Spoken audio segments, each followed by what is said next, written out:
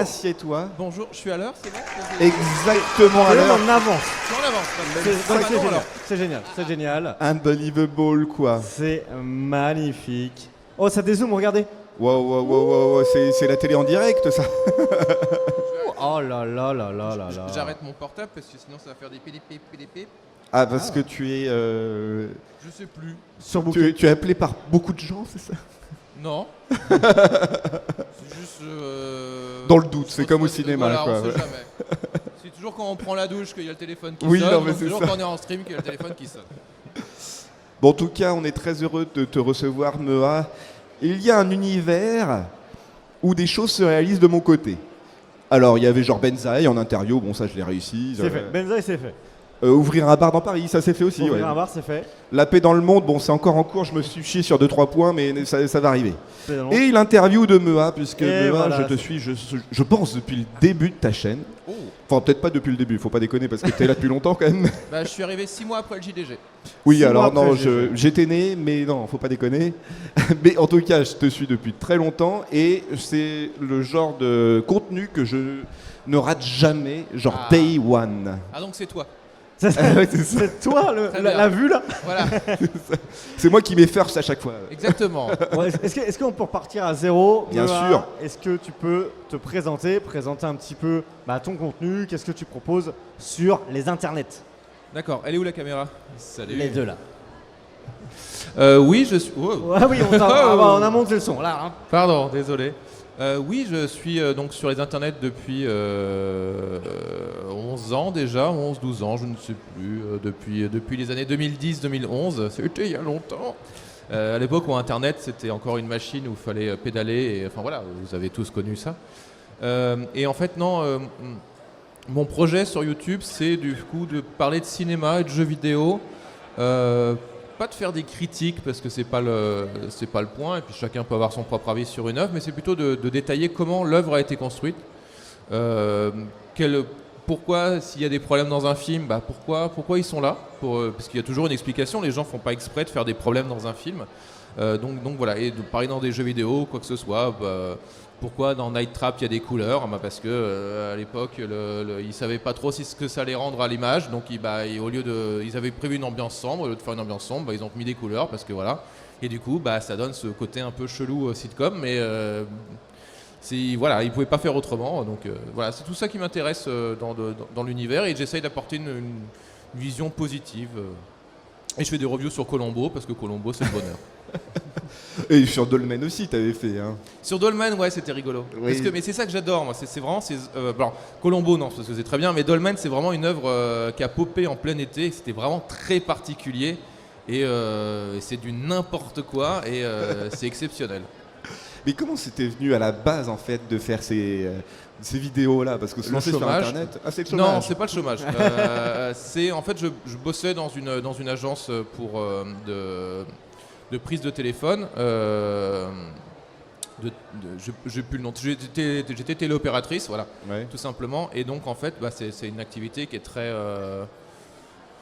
C'est toujours la même chose, quoi. Redondant. Et donc, du coup, mentalement, j'avais l'impression de devenir débile. Et du coup, je me suis dit, il faut que je fasse. Alors, j'avais déjà écrit pour des blogs, j'avais été stagiaire à Canal+, j'avais fait donc un peu de journalisme à côté, mais le milieu était très, très fermé. Et j'avais écrit aussi, j'écrivais un peu aussi au même moment pour un site internet, pour des critiques et tout ça. Et là, justement, j'avais plus ça et je me disais, il faut que je continue à faire une activité autre le soir qui me permet de m'épanouir mentalement. Et du coup, donc c'est pas pour dénigrer ce genre de boulot, mais au bout d'un moment, en fait, à force de faire toujours la même chose, forcément, le cerveau, il se dit, là, je vais arréter de réfléchir parce que Ouais. ça me fatigue pour rien. Et donc du coup, pour continuer à faire travailler ça, j'ai fait ça. Et justement, le JDG, alors j'étais grande fan de la VGN et à l'époque, Nostalgia Critique, avant que. Et du coup, j'étais très fan de ça. Et le JDG aussi commençait à faire ses vidéos. Et je me disais, putain, ils ont l'air de s'éclater, quoi, à faire ce genre de choses. Et moi, je sais que ça m'éclaterait de faire ce genre de choses. Et du coup, voilà, c'est comme ça que je me suis lancé. J'ai réfléchi pendant tout un été, du coup l'été 2010 justement, 2010-2011 je ne sais plus, j'ai réfléchi pendant tout l'été à ce que j'allais faire. Au début je voulais faire juste de la voix off, après mes potes m'ont dit bah non, montre ton visage quand même. Moi je voulais juste faire du texte à la base, après les potes m'ont dit bah non, parle, c'est quand même très sympa quand c'est toi qui parles, et puis voilà, c'est parti C'est parti tout simplement aussi parce que le JDG avait dit, puisque son concept c'est de parler des mauvais jeux, et du coup moi j'aurais bien voulu parler des bons jeux, parce que du coup il commençait à y avoir cette sorte de vibe de le rétro, c'est des vieux trucs un peu nuls, Ouais. et non, c'est juste que c'est des vieux trucs un peu rigolos. Et donc voilà, j'avais envie de rajouter du positif à ce genre de choses. Et c'est surtout que tu faisais aussi des critiques de films. Je vais utiliser le terme critique, hein, mais c'est juste Ouais, parce ouais. que tu parles de films. Des chroniques. Des chroniques, Moi ouais. je dis chroniques. Chronique, comme c'est ça. très bien, ouais. C'est comme ça mix tout. Mais chroniques de films et leur adaptation en jeu aussi, c'était ça aussi Alors, peut-être ta spécificité. Oui, voilà. Alors moi j'adore les adaptations en fait. Alors c'est ça qui est un peu bizarre. Des fois il y a certaines sagas genre Ghostbusters ou quoi que ce soit. Les premiers films je les aime pas, mais j'aime l'univers. Ah ouais. En fait, je les aime pas. Je les ai vus, j'aime assez, mais ce que je préfère c'est l'univers. C'est toutes les idées qu'on peut faire dans cet univers. Et en fait, les jeux vidéo nous permettent justement d'interagir dans ces univers. Le jeu vidéo sur Master System, c'est et si toi aussi tu gérais ta propre association de Ghostbusters. Et par contre, j'adorais la série Ghostbusters animée. J'étais une grande fan de la série animée. Qui arrivait plus tard, non? Non, oui, qui arrivait après le premier, entre le premier et le deuxième. Ah oui, quand même. Et qui est dans un univers parallèle. Enfin, c'est tout déjà à l'époque. Et du coup, voilà. Et donc, c'est pour ça que je préfère parler des adaptations ou quoi que ce soit, parce que ça permet d'interagir dans l'univers. Et comment tu vas chercher? Moi, à chaque fois que je vois tes vidéos, je me dis, tu arrives à sortir des sources. Je n'arrive pas à comprendre comment c'est possible. Où est-ce que tu arrives à trouver tes sources pour sortir autant d'informations? Alors tout ça, c'est dans un seul livre. Non, je plaisante. Non, mais je me dis, Wikipédia, c'est fort, mais peut-être pas autant. Non, déjà Wikipédia, parce que n'importe qui peut écrire dessus. Bah donc, ouais, c'est ça. Ça peut servir de base au début pour voir 2-3 articles qui peuvent te conduire, mais déjà, je suis très curieux. J'ai toujours été, moi j'ai été fasciné. J'achetais tous les. Donc le magazine existe toujours, mais c'est SFX, qui est un magazine qui parle d'effets spéciaux et tout ça, qui sort maintenant tous les 2 mois, je crois. Et qui raconte les coulisses des films. Et en plus, c'était l'époque où ils interviewaient pas mal de gens qui n'étaient pas du tout langue de bois. Donc c'était super intéressant. Tu voyais vraiment les coulisses et comment les films étaient fabriqués d'une manière pas du tout corporate. Et donc il y a ça. J'achète beaucoup de bouquins justement de témoignages ou de ce genre de choses sur. Là par exemple, je fais un truc sur les guignols de l'info et donc non seulement pas mal d'articles qui sont sortis à l'époque avec des interviews des auteurs ou quoi que ce soit, mais aussi j'ai un livre qui avait été écrit par Philippe Dana il y a quelques années sur les 30 ans pour célébrer les 30 ans de Canal+, et pour raconter tous les coulisses de la chaîne, du coup il y a des témoignages dedans que tu as un peu nulle part ailleurs aussi. Et je me suis aussi appris à ne jamais croire pour acquis ce que dit une personne, puisque ça sera toujours son point de vue. Par exemple, Spielberg est un grand mytho.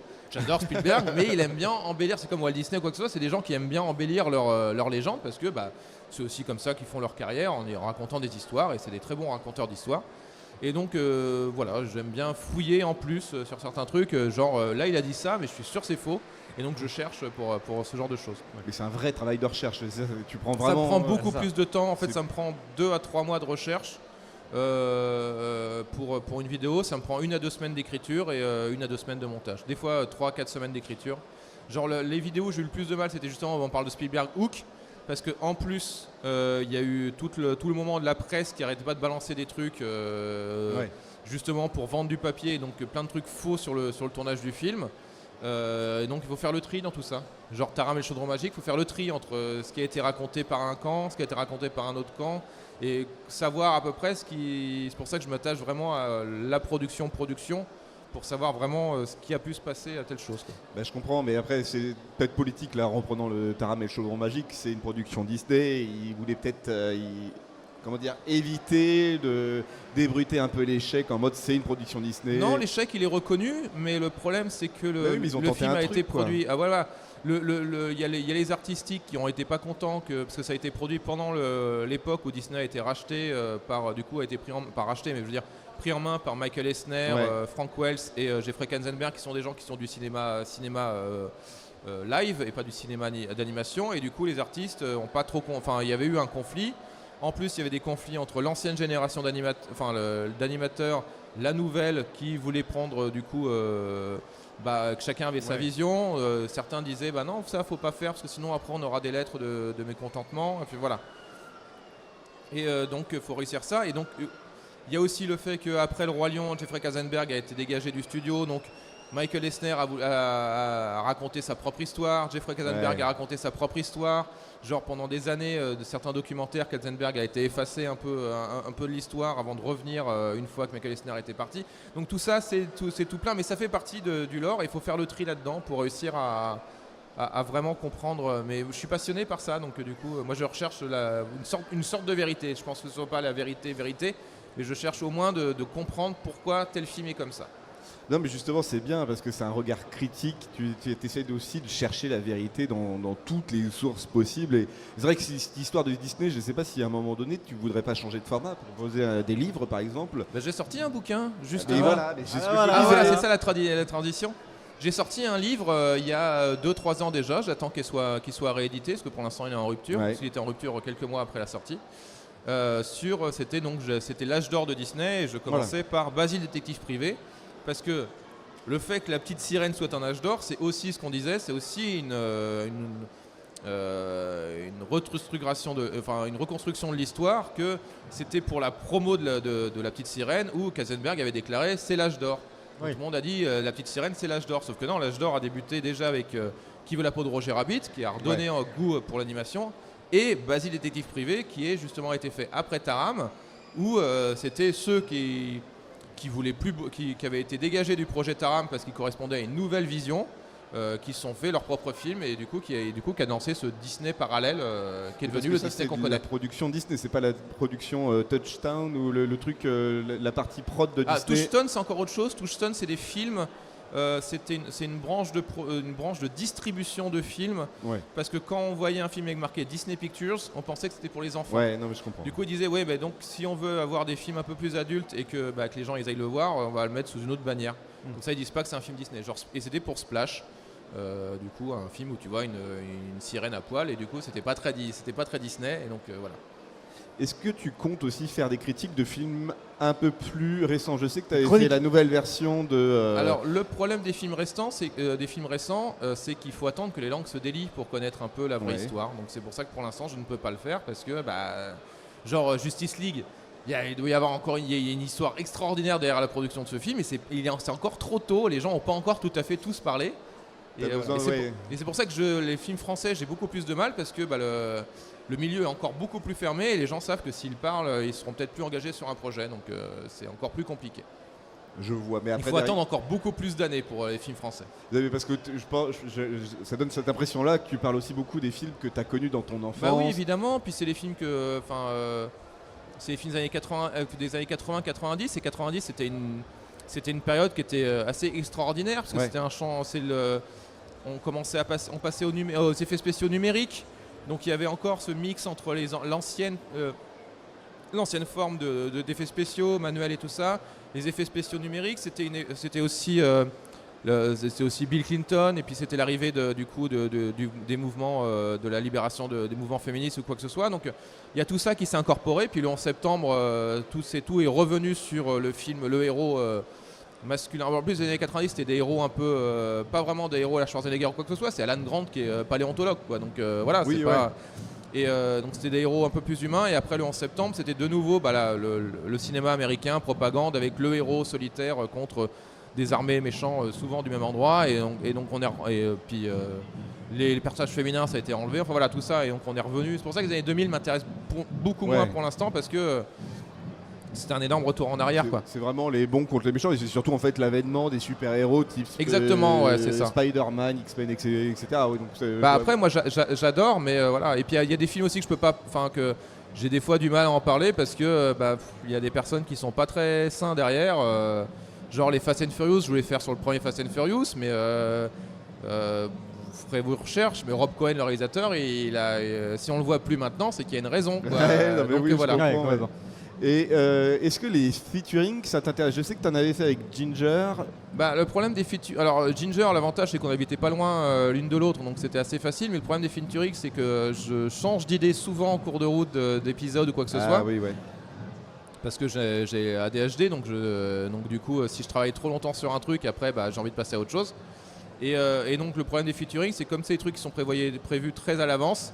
Au bout d'un moment, en fait, des fois, je fais un featuring, je dis non, finalement, celui-là, je vais pas le faire. Ou des fois, juste pendant mes recherches, je me rends compte que le sujet me passionne plus tellement, parce que il y a des trucs trop chelous derrière et que ça me mettrait dans une mauvaise ambiance. Enfin voilà. Donc, Ah oui, non, mais il faut ce être genre de bien choses entouré, quoi. Ouais. C'est pour ça, est-ce que les formats genre Twitch, c'est des formats qui pourraient t'intéresser, le live Le live, j'ai envie d'y aller un peu à la rentrée, mais ça serait vraiment juste de temps en temps pour me détendre. Ouais. Parce que j'ai pas envie que ça devienne une charge supplémentaire de boulot. Oui, il faut que ça devienne un peu j'ai pas envie de un plaisir quoi. J'ai déjà fait des burn-out, j'ai pas envie d'en refaire. Ouais, non ça. mais oui, je comprends. Ok. Alors nous, on a prévu une petite activité pour continuer cette interview. Alors ce sera de manière bienveillante. T'en avais parlé en amont, pas du tout. Oui. La Euh, tier list. Oui, mais je m'en souviens plus. Ah, Déjà, Alors j'ai plein de globalement, mails. ce qu'on a fait, c'est qu'on a construit un système de tier list. Tu dois connaître ça. Ah oui, avec, c'est ça, différents tiens, j'avais classements. entendu parler. On a remis les différentes chroniques. Ça apparaît sur cet écran là-bas. Waouh, c'est petit de Ça, ouf. là, c'est petit. Là-bas, ça va être un peu plus gros. Donc on peut Ok. scroller là, voir un peu les différentes. Voilà. On a remis les chroniques. Oh là. Alors l'idée, ça va être de les classer, mais Oh non, mais c'est tous mes enfants. à peu près.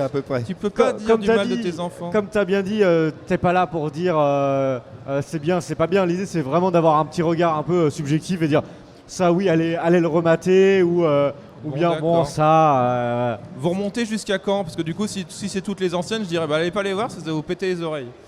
Non, mais je crois que je suis allé jusqu'à Spider-Man 2, je crois, un truc comme ça. Bon, ça va. Parce que ouais, avant j'avais un très mauvais micro, j'avais acheté 4 €. J'avais pas d'argent. Hein, donc, Ouais. du Après, coup, c'est j'avais pas- acheté dans des boutiques et tout ça, de trucs d'occasion. Donc, Après, on peut aussi bien parler de la chronique en elle-même que du film Ouais. dont ça traite. Hein. Alors, on a mis en S, qu'est-ce que vous attendez pour aller remater ça? En A, ça mérite sa chronique. En B, c'est ouais. Voilà, c'est un B avec. Le C, c'est mieux vaut se contenter de la chronique, c'est-à-dire la chronique est cool, mais le film, ah voilà, c'est sur les films plus que sur les chroniques. c'est un peu. Voilà. D'accord. Et le E, c'est un peu genre, t'as oublié que t'as fait ça, quoi. C'est Oui, genre, oui, ah bon, bon, j'ai fait ça ça. va, j'ai pas trop de.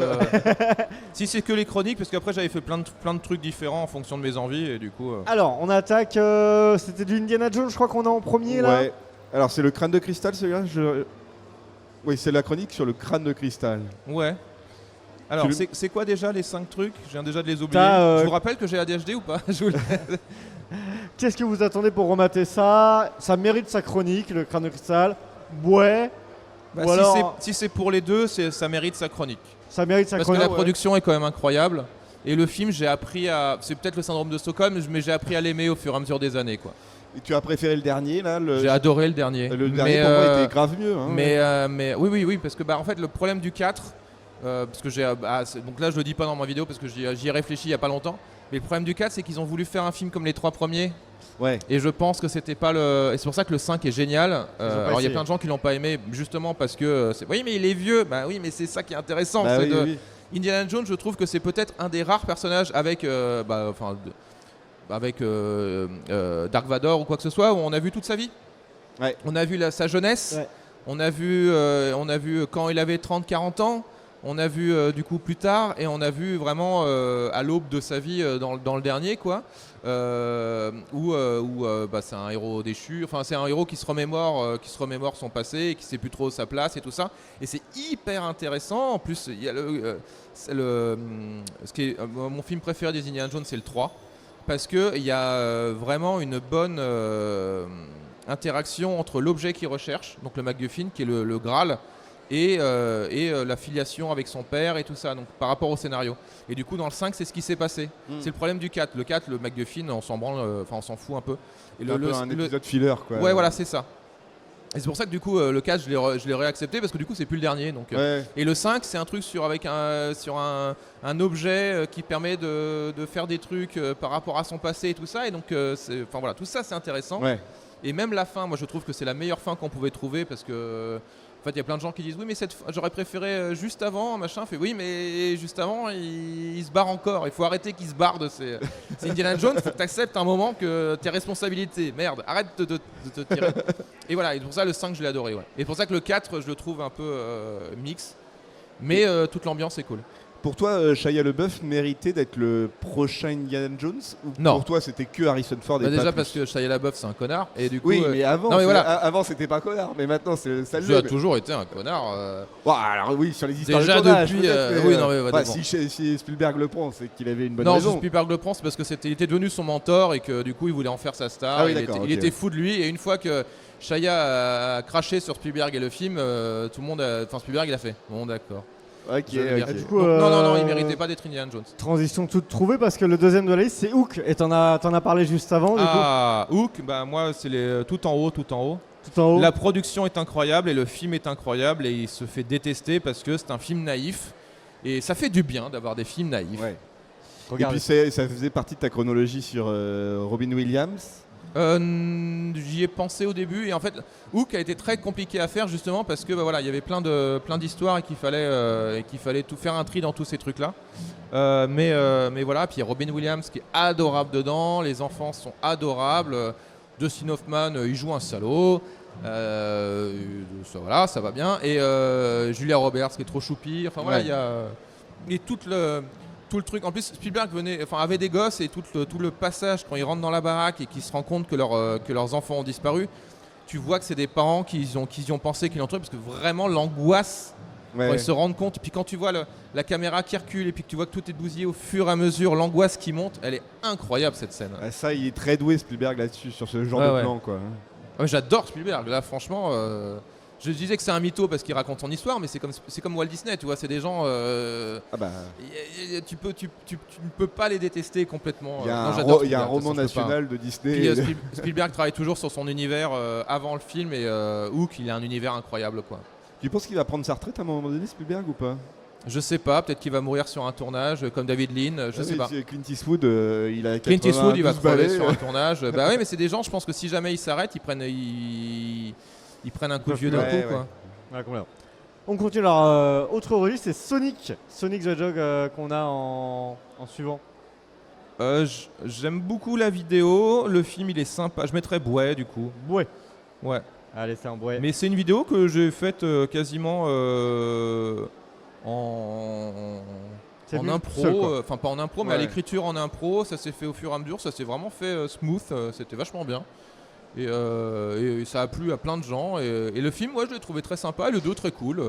Oui, Non, il y a non, beaucoup de gens qui ont dit que le 2 était mal. Le problème du premier, c'est juste que c'était un scénario qu'on avait déjà vu avant, mais bon, pour ce genre de projet, des fois, tu te dis, bah, t'es obligé de faire un truc Ouais. qui est un peu basique pour cartonner, et après pour faire ton propre truc. Et t'as quand même, comment il s'appelle, merde, Jim Carrey, quand même. Jim oui, Carrey oui, qui qui sort de sa tanière. Oui, pour oui, faire ça. qui fait un méchant en plus. Le réal laisse faire un peu ce qu'il veut. Non, c'est très cool. Non, stylé, ouais. Beetlejuice. Beetlejuice. Il est où? Ah, c'est le premier Beetlejuice? C'est lequel? C'est les jeux ou parce que C'est l'ancien celui-là. Ça va être que les films, là, ouais. Ah oui, bah je mettrais en avant-dernier. En avant. C'est, Ouais, parce que c'est une des premières cinémas que j'avais vraiment fait avant-dernier, ouais. Et c'est une Ok. des premières cinémas que j'avais fait à fond. Et je suis pas très fan de la chronique non plus et le T'aimes film. pas le film? Encore une fois, j'adore l'univers, j'adore la série. Mais le film, pas plus que ça. Bah, le film ça va, mais en fait le problème c'est que Beetlejuice dans la série ou quoi que ce soit nous l'a montré comme un mec gentil. Ah et oui, qu'en ouais. fait, Beetlejuice c'est un gros connard dans le premier film, tout ça en tout cas, et du coup ça, et je préfère le deuxième parce que je parle plus de l'univers de Beetlejuice avec la comédie musicale et tout ça, donc non. Ok. T'attends le Beetlejuice 2 avec impatience ou pas? Oui, parce qu'il y a Winona Ryder, il y a plein de gens que j'aime bien dedans, et en plus Jeffrey Jones il meurt, enfin c'est pas un spoil parce qu'il y a la photo qui est sortie, mais visiblement il meurt dans le film donc au début, donc c'est très bien, parce Ok. que pareil, hein, si vous voulez vous amuser, vous tapez Jeffrey Jones sur Twitter, Jeffrey Jones prison, et Ah ouais. voilà, vous allez vous amuser sur. Incroyable. Ok. Alors le suivant, je crois que c'est Mars Attack si je me trompe pas. Ah, j'adore, et tu mets en tout premier. Allez, let's go, c'est parti, ça part en haut. Et ouais, et je l'ai fait. Juste, alors des fois, maintenant je prends peur quand je fais des chroniques de Noël parce que ce que je fais à Noël se produit dans l'année. Ah. Et Beetlejuice et Mars Attacks, en fait, ça faisait longtemps que je voulais le faire. Et en fait, je le faisais pas parce que je trouvais pas d'image d'archives. Et à un moment, il y a eu de nouveau des trucs qui sont ressortis sur la toile, donc j'ai pu récupérer. Et Mars Attacks, donc je l'ai fait avant le Covid. Ah. Et du coup, comme ça part de la réaction des élites pendant un événement et que tu te dis non, c'est trop absurde, ça, ils peuvent pas faire comme ça, et qu'après ça s'est vérifié, c'est ahurissant. Ahurissant. Le film est génial et il était considéré comme un des plus mauvais Tim Burton et je trouve que c'est un de ses meilleurs où vraiment il se fait plaisir quoi. Donc, Bah ouais, Tim Burton il se fait un peu bâcher parce qu'il a créé un univers, mais dès qu'il sort, mais même pas en fait, le Mars Attack pour moi c'est le pur film Tim Burton dans son univers. tout en étant anti-Burton à cause de la couleur et tout ça. Donc, oui, avec les grosses couleurs. Il arrive à mettre du glauque en mettant des couleurs, c'est ce qui est quand même incroyable. Oui, parce qu'il s'éloigne un peu du, comment on appelle ça, du surréalisme allemand. Du gothique, c'est ça. Oui, c'est vrai. Ensuite, on a une chronique, alors c'est une compile, parce que c'est Balto, Cro-Blanc et les chiens des neiges. Donc là, ça traite de plusieurs œuvres d'un coup. Bah, ça mérite sa chronique parce que Cro-Blanc est alors moins Chien des Neiges, mais le film est très cool quand même. Et Balto, c'est des films qui sont incroyables. Moi, j'adore les films de chiens déjà.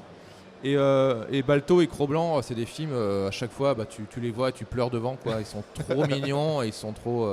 Ils sont faits pour ça quoi. Ils sont faits pour ça, mais ouais, Cro-Blanc il est vraiment bien. Cro-Blanc, alors surtout ne lisez pas le bouquin si vous êtes émotif parce que oh là là, ça m'a foutu une déprime. Il finit bien, hein, c'est pas ça, mais c'est toute l'ambiance dedans qui fait que le pauvre petit chien. On a Tintin et les mystères de la Toison d'Or ensuite. J'ai pas compris le succès de cette vidéo. Je ne comprendrai jamais. Pour moi, je pensais que ça allait être un truc de niche. C'est la première adaptation de Tintin, quasiment. Mais oui, mais ça veut dire ça. Mais ça passe juste des fois en rediff sur des chaînes obscures de la télé, TNT, quoi. ouais. Donc de la TNT. Et c'est un film des années 60, quoi. Voilà. Et en fait, non. Et le film est génial. Je pense que Jean-Pierre Talbot est le vrai Tintin qui a existé. Ils ont réussi à trouver le vrai Tintin. S'il a été prof, j'ai eu dans les commentaires, j'ai eu plein de témoignages des gens qui étaient dans son école qui ont dit il est adorable parce qu'il est toujours en vie, il est adorable et tout ça et du coup ça mérite sa chronique. Hein ? Ça mérite sa chronique. Ça mérite sa chronique complètement. Ouais. Non, tu peux même la mettre en premier encore. Hein. Parce que le film, le premier. Alors le deuxième il est pas bien, mais le deuxième il est pas bien. Le deuxième il est moins bien, mais le premier il est vraiment vraiment cool quoi. Ouais. Ça je sais pas c'est quoi. L'île aux pirates. Chronique Island. Ah, l'île aux pirates. C'est une de mes meilleures chroniques. Tu peux la mettre en premier aussi. Allez. Des fois, normalement je suis modeste, mais là, pour mes bébés, j'aime bien. Non, le film est génial. C'est un film qui a bidé et qui avait la réputation d'avoir coulé un studio. Alors qu'en fait, le studio, il aurait coulé quand même, de toute manière, même s'il avait fait autre chose. C'est juste qu'il n'a pas marché, mais de toute façon, le studio avait fermé avant que le film sorte. C'était quel studio déjà ? C'était la Carolco. Celle qui avait fait La Famille Adams, non, c'est ça ? Alors non, c'est Orion qui a fait La Famille Adams. Ouais. Le Carolco, c'est ceux qui avaient fait Terminator 2, qui avaient fait Total Recall, qui ont fait des centaines de millions de dollars l'année d'avant, et pourtant ils étaient en dette. Parce qu'ils dépensaient une fortune en rien, parce qu'ils payaient les acteurs et les acteurs une fortune. Genre 20 millions pour Schwarzenegger pour Terminator 2, avec qui lui ont fait un jet privé et tout ça. Du n'importe quoi, c'était de l'argent dépensé truc. Et L'île aux pirates est un film de pirates avec Gina Davis, donc trop bien, et qui joue une meuf pirate et du coup une capitaine pirate, et c'est il y a une chasse au trésor, enfin il y a tous les tropes du film de pirate, et Vic Armstrong qui avait et c'est fait, enfin il y a des explosions partout, enfin non, c'est vraiment vraiment cool quoi. C'est le film, un film kiffant, ouais, il est sorti en Blu-ray il y a pas longtemps, mais le Blu-ray a été édité dans peu d'exemplaires et il est plus en vente, et c'est dommage parce que j'ai raté le coche. Next, alors on a Taram et le chaudron magique. Ça mérite sa chronique. Ah, pas plus. Non, parce que le film, j'ai pas plus d'affect que ça et que non, voilà. Le film est pas ouf quoi. Bah le film il est pas top. Enfin le problème c'est que il est pareil, l'univers est très cool, les bouquins sont chouettes, les chroniques de Priden, mais le film, malheureusement, il a été fait à une époque où il y avait plein de problèmes dans Disney en général, et du coup, le film, on a souffert, quoi. Il y avait plein de projets, et du coup, voilà, c'est donc ce qui a donné un film bancal. D'accord. Next, L'étrange Noël de Monsieur Jack. Mérite sa chronique quand même. J'hésitais avec Bouet, parce que maintenant, ce qu'on sait sur Danny Elfman, mais. Le film est génial, donc du coup, c'est un film d'animation. Bah non, mais c'est ça. Et la chronique est cool parce que je redonne ces lettres de noblesse au On réal, l'oublie à que chaque j'ai fois, on oublié. l'oublie. Hein. Le réalisateur du film. Oui, là, le nom vient de me sortir de la tête. Mais, Quelqu'un là, le réalisateur de l'étrange Noël de Monsieur Jack. Henri Selick, Henri voilà, Selick, ouais. merci. Cela du coup, forcément, voilà. Le problème c'est que le film a été, pour la promo, ils ont mis Oui. l'avance sur Tim Burton et Tim Burton est producteur, mais souvent les gens disent que du coup, comme il est réalisateur Henri Selick, c'est un film d'Henri Selick et en fait non, c'est un film de Henri Selick, Tim Burton et Danny Elfman où chacun ont eu, du coup, il y a un conflit d'ego où les gens, après ils se sont fâchés. Mais du coup, chacun a voulu faire son chef-d'œuvre, son univers Ouais. dans le truc, et ça a donné une œuvre exceptionnelle, quoi. Ouais, voilà. Dans un autre genre, Astérix aux Jeux Olympiques. Moi, perso, c'est mon film que je déteste le plus. Ah ouais, non, moi j'ai pas réussi à finir le film. Ouais. Ça mérite sa chronique Ça va être- parce que ouais. le tournage. Ah, c'était l'enfer. C'est ma du vidéo la tournage. plus vue, elle a dépassé le million. Ah ouais. Ah ouais. C'est la seule vidéo qui a dépassé le million. Ah ouais. Faut que je regarde Je- ça. Encore une fois, je ne sais pas. Internet, je ne comprends pas. C'est pour ça que j'évite de me dire tiens, je vais faire ce sujet, ça va cartonner parce que j'y connais rien. Je ne sais pas du tout. Mais en C'est même temps, fonction c'est de mes l'histoire envies. de l'enfer de développement du film. C'est ça. aussi. En fait, je voulais le faire à ce moment-là parce que c'était ça allait être les 20 ans du film. Et non, les 10 ans. Ça allait être les 10 ans Oui. du film. Et la production est genre. Et encore, il y a plein de gens qui m'ont dit je peux pas en dire plus. Donc, la production du film qui est dit dans ma vidéo, la vérité est pire. Ouais, Ouais, ok. Jurassic Park. le monde perdu. Hein. C'est le monde perdu ou c'est le. C'est le Non, c'est le premier Jurassic premier, Park. premier, pardon. Qu'est-ce que vous attendez pour aller remater ça? C'est Jurassic Park. J'avais un gros problème pour cette vidéo parce que c'était pour l'anniversaire du film et je me disais il y a plein de gens qui vont sortir des vidéos sur le making of et j'aimerais bien faire une vidéo un peu différente.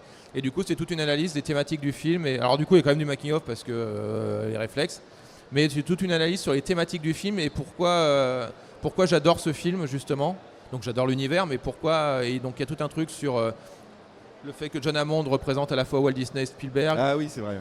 Le fait du fait que les genres sont inversés dans le film, comme le genre des dinosaures est inversé, puisque ce sont que des dinosaures femelles. femelles dans le film, donc c'est des dinosaures trans, merci. Du coup, puisqu'ils arrivent à copuler. Et du coup, donc voilà, il y a tout un truc sur les genres où Alan Grant devient le côté maternel du couple, tandis que Ellie Sattler devient le côté paternel. Ils sont ensemble, oui, je suis désolé de le dire, c'est vrai, il y a plein de gens qui me disent que non, mais si, au moment où elle lui met le foulard autour du cou ou quoi que ce soit, il y a des détails qui montrent qu'ils sont en couple, et même quand Ian Malcolm dit « est-ce que vous êtes ?» et du coup Alan Grant dit oui, donc ils sont en couple, donc voilà, donc Jurassic Park, et puis la chronique, j'en suis contente. C'est une théorie que toi t'as trouvée parce que j'avais l'impression qu'elle était hyper bien cherchée mais hyper fine en fait quoi. Sur le fait que Sur du le genre, fait que Non, John Hammond change de genre. non, le fait de genre, je le mets dans les sources à la fin. C'était un article qui m'avait bien plu. Enfin, c'était plus pas un article sur les costumes, c'était un article sur la ceinture. Ouais. Ah oui. Et ouais. à partir de là, j'ai analysé plus de trucs. Sur le fait que Jurassic Park représente le cinéma, est une métaphore sur le cinéma. Là, par contre, c'était moi qui l'avais trouvé aussi. Et, enfin voilà, plein de choses que c'est. Stylé. Et non, les Super. costumes ou les changements de costumes, non, c'était moi aussi qui avais trouvé le. Mais parce que dans les films, en fait, les costumes, c'est pas juste, surtout dans des super productions comme ça, c'est pas juste, on prend une chemise sur Oui, bah oui. dans un truc. Alors des fois, il y a des essais ou quoi que ce soit, mais les couleurs, souvent dans un film tel quel, en plus, là, c'est un film quand même où les personnages sont représentés chacun par une couleur. Ian Malcolm par le noir, Alan Grant, donc du coup, par le bleu rose. Ellie Sattler donc par inversé, le rose bleu, John Hammond par le blanc, enfin voilà, donc chaque personnage a une couleur parce que c'est un truc un peu BD et pour aussi les distinguer ou quoi que ce soit, et donc du coup et chaque couleur a une symbolique. Le blanc normalement représente la pureté, tandis que là c'est l'inverse pour Hammond, puisque c'est quelqu'un qui a l'air d'être pur mais qui a quand même quelques problèmes, Oui, même bah si oui. par rapport au bouquin ça s'atténue pas mal, parce que dans le bouquin c'est un parfait connard. Notamment parce que du coup dans le film c'est plus Spielberg, donc du coup c'est pour ça, c'est un mix, et du coup Ian Malcolm est en noir qui normalement représente le personnage négatif, le méchant, mais là c'est juste le personnage qui fait des critiques négatives mais qui a raison tout le long du film quoi. Ouais, non. Ok. Et puis Spielberg a quand même fait beaucoup de travailler l'image dans Toujours oui. dans les détails en fait. Dans les détails, oui, toujours. C'est pour ça que j'adore Spielberg, Ouais. c'est parce que dans tous ses films, il y a une importance, même les trucs qu'il produit comme les Gremlins, Retour vers le futur, c'est pour ça que Retour vers le futur c'est ma saga préférée, c'est parce que il y a une importance au détail qui est vraiment, lui il va chercher et puis c'est le genre de réalisateur qui sait qu'il faut juste, c'est pas James Cameron quoi, c'est quelqu'un qui délègue en disant je t'ai engagé parce que t'es quelqu'un d'exceptionnel, je te donne ce que je veux qu'on fasse. On fait un va-et-vient des idées et on voit ce que tu apportes et quoi que ce soit. Tandis que par exemple des gens comme Cameron veut tout contrôler. Lui il veut ses contrôle fric et c'est son bébé, voilà. C'est son bébé à chaque fois. Oui voilà c'est ça. Jusqu'à l'absurde, mais voilà. Et Spielberg est quelqu'un qui délègue pas mal et qui comprend et qui utilise les acteurs tels quels, qui les comprend quoi que ce soit. Il peut être visiblement, il est quand même pas très sympathique sur les plateaux, mais c'est parce qu'il a toute la pression du film derrière et que oui au bout d'un moment il faut quand même faire les trucs. Et c'est un des réalisateurs qui s'est quand même, comme James Cameron en même temps, qui a étudié tous les postes pour les comprendre quand même. Alors, on arrive au bout de nos 30 minutes de plateau, donc on n'ira pas au bout. Mais je parle beaucoup. Non, c'est très bien. On va prendre quand même la petite question qu'on nous a posée dans le chat. Pourtant, je suis arrivé en avance. Oui, mais c'est bien, c'est qu'on avait plein de choses à se dire. Est-ce que ça te dirait d'aller plus loin maintenant que tu as beaucoup chroniqué? Est-ce que toi, faire de la fiction, écrire... J'ai fait des courts-métrages, j'aime bien écrire, mais la réalisation, pas de réal. c'est trop... c'est trop, il y a trop de choses. En fait, le problème le problème quand tu es réalisateur, c'est que tu dois répondre à toutes les questions. Ouais. Puisque c'est toi qui as la vision, normalement ça doit être ta vision. Alors ta vision, celle du producteur, enfin voilà, c'est une vision à plusieurs, mais tu dois être le chef d'orchestre ou la chef d'orchestre. En mode, tu dois répondre, mais genre n'importe quelle question. L'accessoiriste qui se dit quel morceau de scotch on met là, il faut que tu répondes toi. Donc voilà, et tout ça, c'est plein de choses, tout en gérant les acteurs, leur ego, puisque les acteurs ont quand même certaines visions, leur vision du personnage, le fait que, voilà, donc il y a énormément de choses à gérer, je pourrais pas, et juste écrire, pourquoi pas, ça m'intéresserait. J'ai déjà écrit les jeux vidéo Astérix par exemple, donc ça m'intéresse toujours, mais peut-être plus en cours, enfin plus en 20 minutes ou moyen ou court, c'est épisode de série ou quoi que ce soit. Okay. Mais long-métrage c'est beaucoup trop de boulot et ça prend 2 ans de la vie minimum et du coup... Mais tu peux pas faire comme Archéotoy, je sais qu'il fait ça, où il écrit les chroniques, par exemple du JDG. Est-ce que c'est un truc où il les valide en tout cas? Ah non, mais si, c'est des trucs qui me... Oui, c'est possible. Oui, on y réfléchit, donc c'est possible. Faut juste que j'arrive à... là, j'avais bossé avec le Vortex aussi, genre de choses, donc on a fait un travail, donc voilà, ce travail un peu à plusieurs qu'on avait fait justement déjà. Donc oui, non, ça me dérange pas. Le seul problème, c'est que ces 2 dernières années, j'ai eu beaucoup de choses à faire à côté, et du coup, pour le moment... faut que j'arrive à justement trouver un rythme qui fait que je puisse sortir mes vidéos et tout en bossant pour d'autres personnes. Et super. On te retrouve en tout cas sur ta chaîne MEA. MEA, M3EA. M-E-E-E-A. Et ta prochaine vidéo, la deuxième partie des Guignols. Sur les jeux vidéo des Guignols, de l'info. Ah, c'est les jeux vidéo? Ouais. Et ça va sortir la semaine prochaine, dans 2 semaines? Ah non, je sais pas. Oh, d'accord. Je pensais que c'était... Non, je pense dans un mois, mais non, c'est enregistré. Enfin, les sessions de jeu sont faites, il y a plein de choses qui sont faites, mais il faut juste que je l'écrive et que je la monte. Vraiment pas de pression. Et voilà, et puis j'ai bossé... Enfin là, du coup, je voulais la sortir avant les élections... législatives. Ça va être tendu du string, ça. Hein ça va être tendu, non, mais en fait, je sais pas si je dois dire... faites le bon choix. Oui. Et du coup, voilà. Regardez ma vidéo pour savoir de quel côté je suis. et voilà. Et du coup, non, je voulais la sortir avant. Je me disais que c'était important. Je voulais pas sortir une vidéo en mode il se passe rien dans la vie autour de nous. Non, je vis dans mon propre monde. Et donc du coup, celle-là, je l'ai faite en 3 semaines en travaillant tout le temps, tous les jours. Et jusqu'à très tard la nuit, donc du coup là j'ai juste envie de me reposer déjà après un salon comme ça en plus où c'est très sympa, mais c'est beaucoup sur 3 jours toujours. C'est beaucoup sur 3 jours et voilà, donc non je sais pas quand, mais voilà. Et j'ai un projet de peut-être un truc un peu différent pour la rentrée, parce que souvent je fais quelque chose comme on avait fait pour Dolmen ou quoi que ce soit, je fais des trucs un peu différents pendant les vacances, donc voilà, juste pour changer un peu.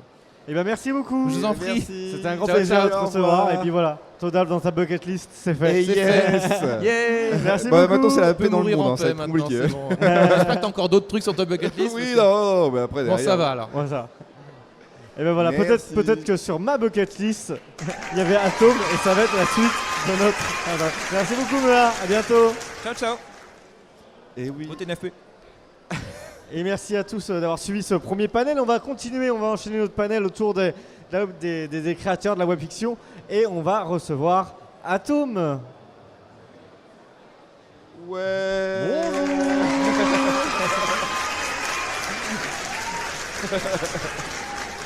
Mon délire.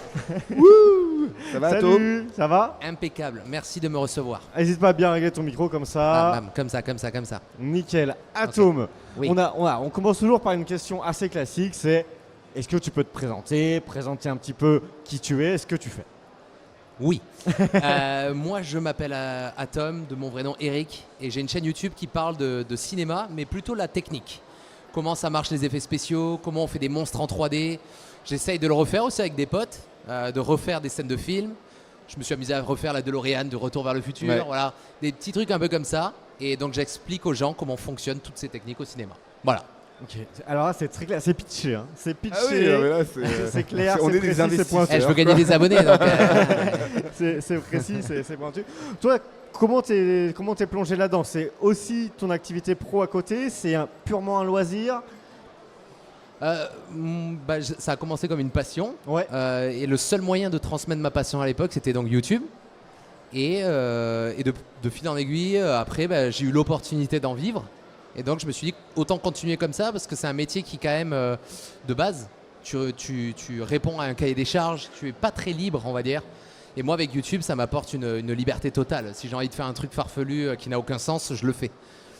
Donc ça c'est cool et maintenant je vis de ça et parfois je prends des contrats un peu de 3D pour des pubs genre L'Oréal et tout, Ouais. Ok. mais quand c'est des contrats cool, Ouais. voilà. Ok. C'est la chance que j'ai de pouvoir dire oui ou non. Choisi, etc. Voilà, c'est ça. Et du coup, l'apprentissage, c'est de zéro complet ou t'as suivi de des zéro, formations? ouais, franchement de zéro. Juste j'ai regardé Jurassic Park et je me suis dit mais comment ça marche? On y va. Et voilà, et j'ai vu qu'il y avait des animatroniques avec des créatures et tout. Je me suis dit voilà, déjà là ça va être compliqué. Donc je me suis dit on peut le faire par ordinateur, alors autant essayer.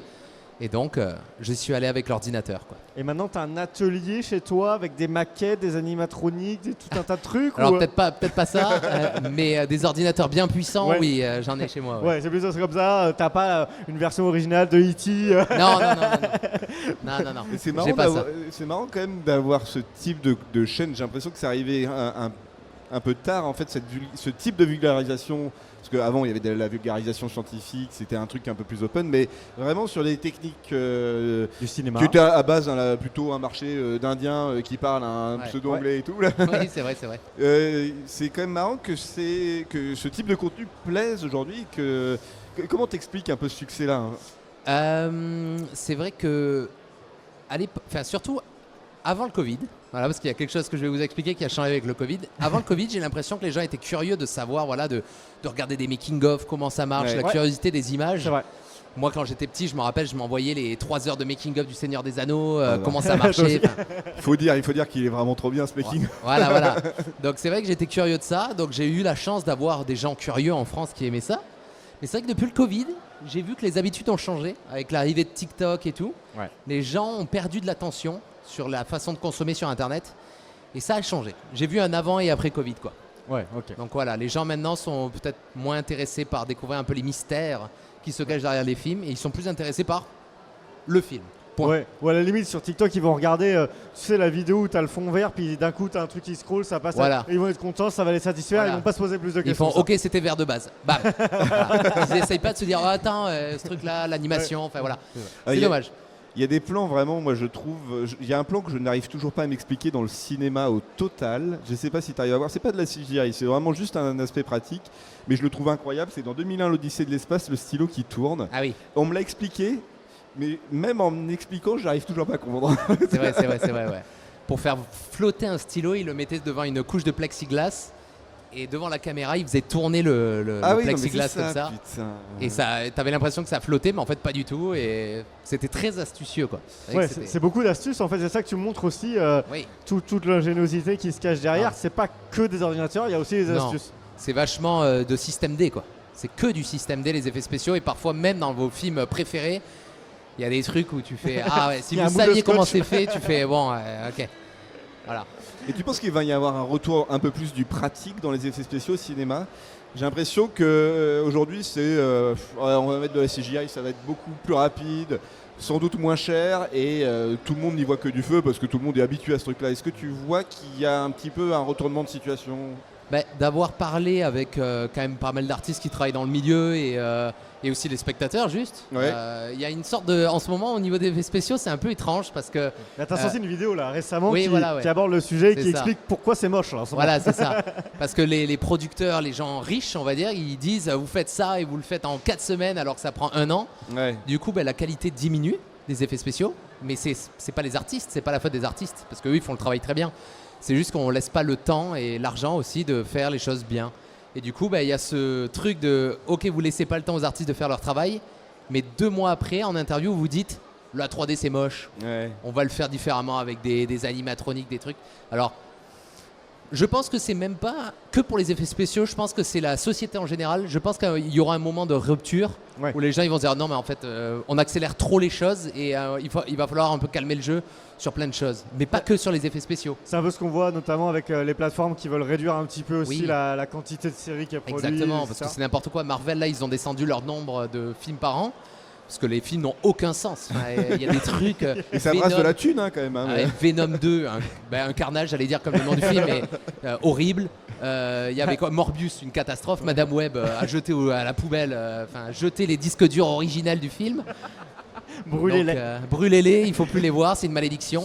Donc c'est vrai que je pense qu'il faut revenir un peu au basique et trouver un équilibre, utiliser les choses intelligemment, quoi. Il y a un autre truc que tu pointes dans ta vidéo, c'est que tu pointes le temps et aussi le fait que c'est réparti.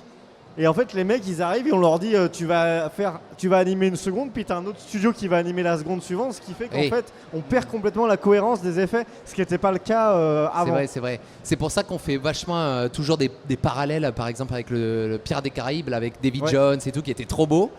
À l'époque, il y avait Weta, qui est une des plus grosses boîtes d'entreprises d'effets spéciaux, qui faisait un film. Ouais, ils Et qui bossaient était voilà, d'une seule traite, c'était comme ça, ou alors aidé par 1 ou 2 boîtes pour des trucs qui. Voilà.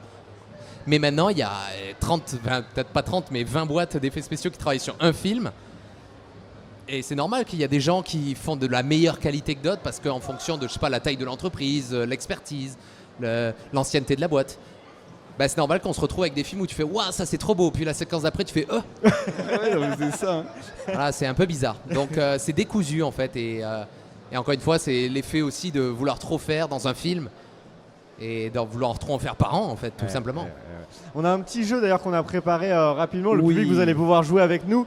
Sur l'écran ici, on va avoir des images d'effets spéciaux. On va essayer de deviner ensemble l'année. Ok. Est-ce D'accord. qu'on a ça en régie? Alors, on Ok. commence. Ah, ok. Alors, est-ce que tu as le film? Twilight. Oui. Oui. En Donc, quelle année? Je dirais 2008. Et c'est un peu plus tard que ça. C'est 2012. C'est pas le 2012, pro- j'allais dire 2012, mais ok, d'accord. C'est pas le premier, je crois. Ça doit être le 4e. Moi, Ouais, j'aurais pensé ouais. que c'était les Sims 4. ouais, non mais putain, On j'avoue, en c'est est- les sites. On en est pas loin. Hein.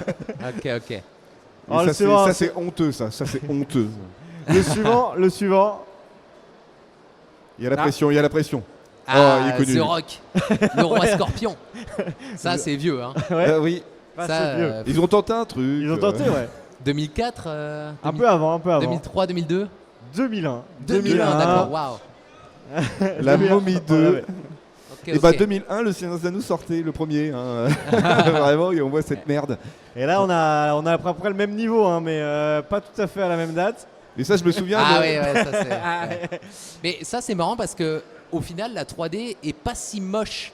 Oui. C'est le concept de Ouais, base. c'est le concept qui est De débile. l'idée de parce que en BD ok De ça Modoc, marche ouais. mais dans la vraie vie qu'est-ce que c'est ridicule en fait.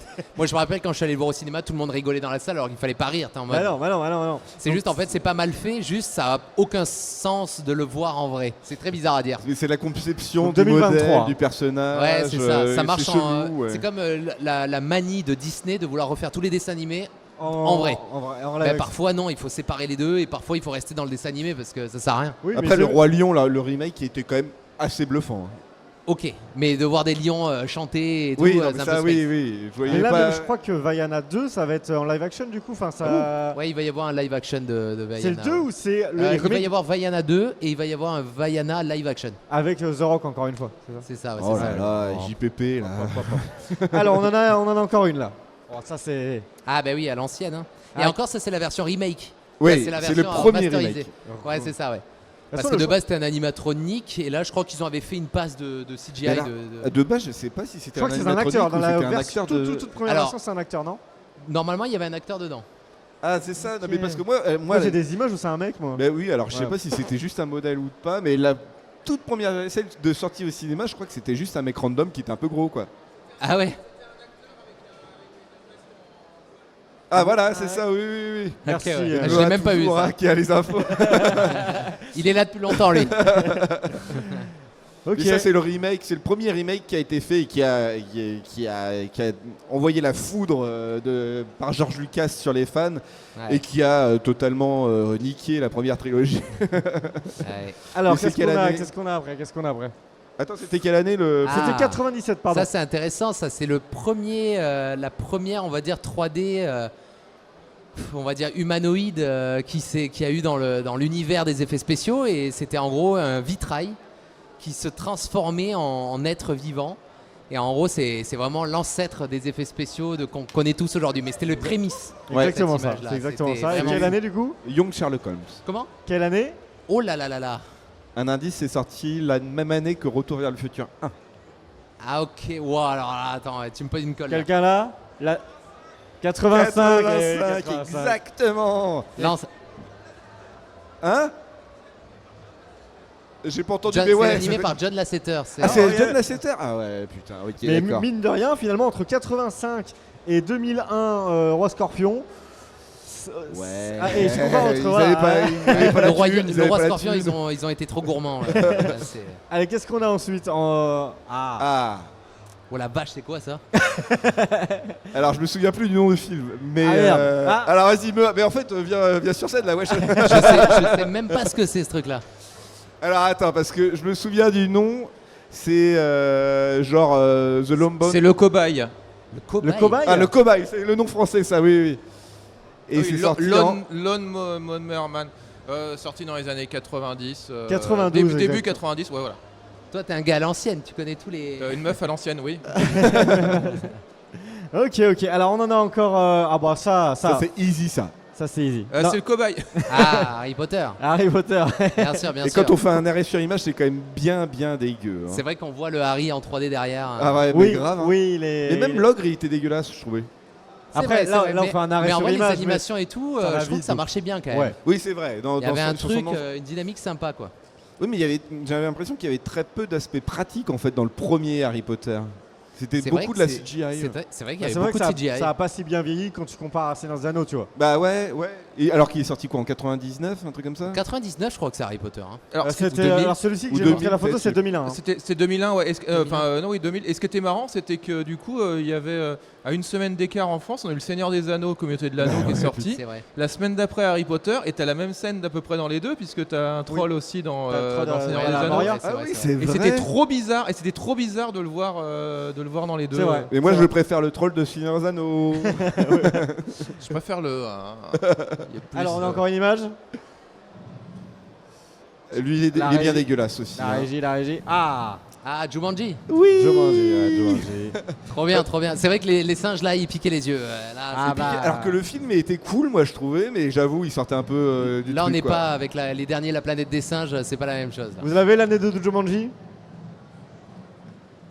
Ah, on en a un là-bas.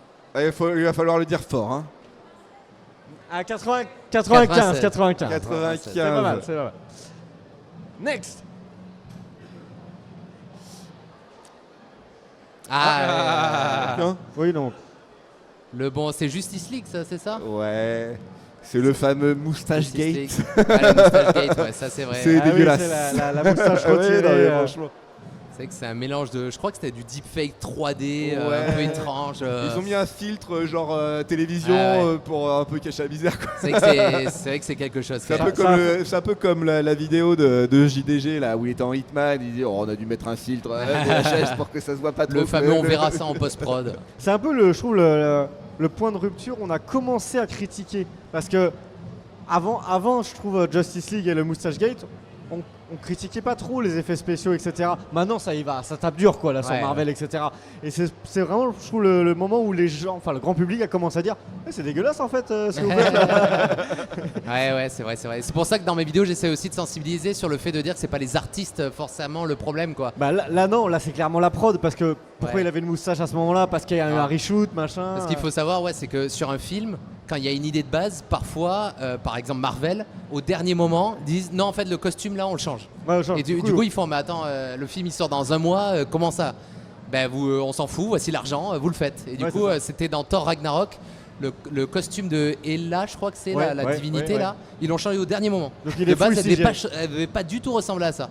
Et du coup, c'est ce qui s'était passé un peu pour le. On avait vu le roi Scorpion, le pauvre Dwayne Johnson dans le Retour de la momie.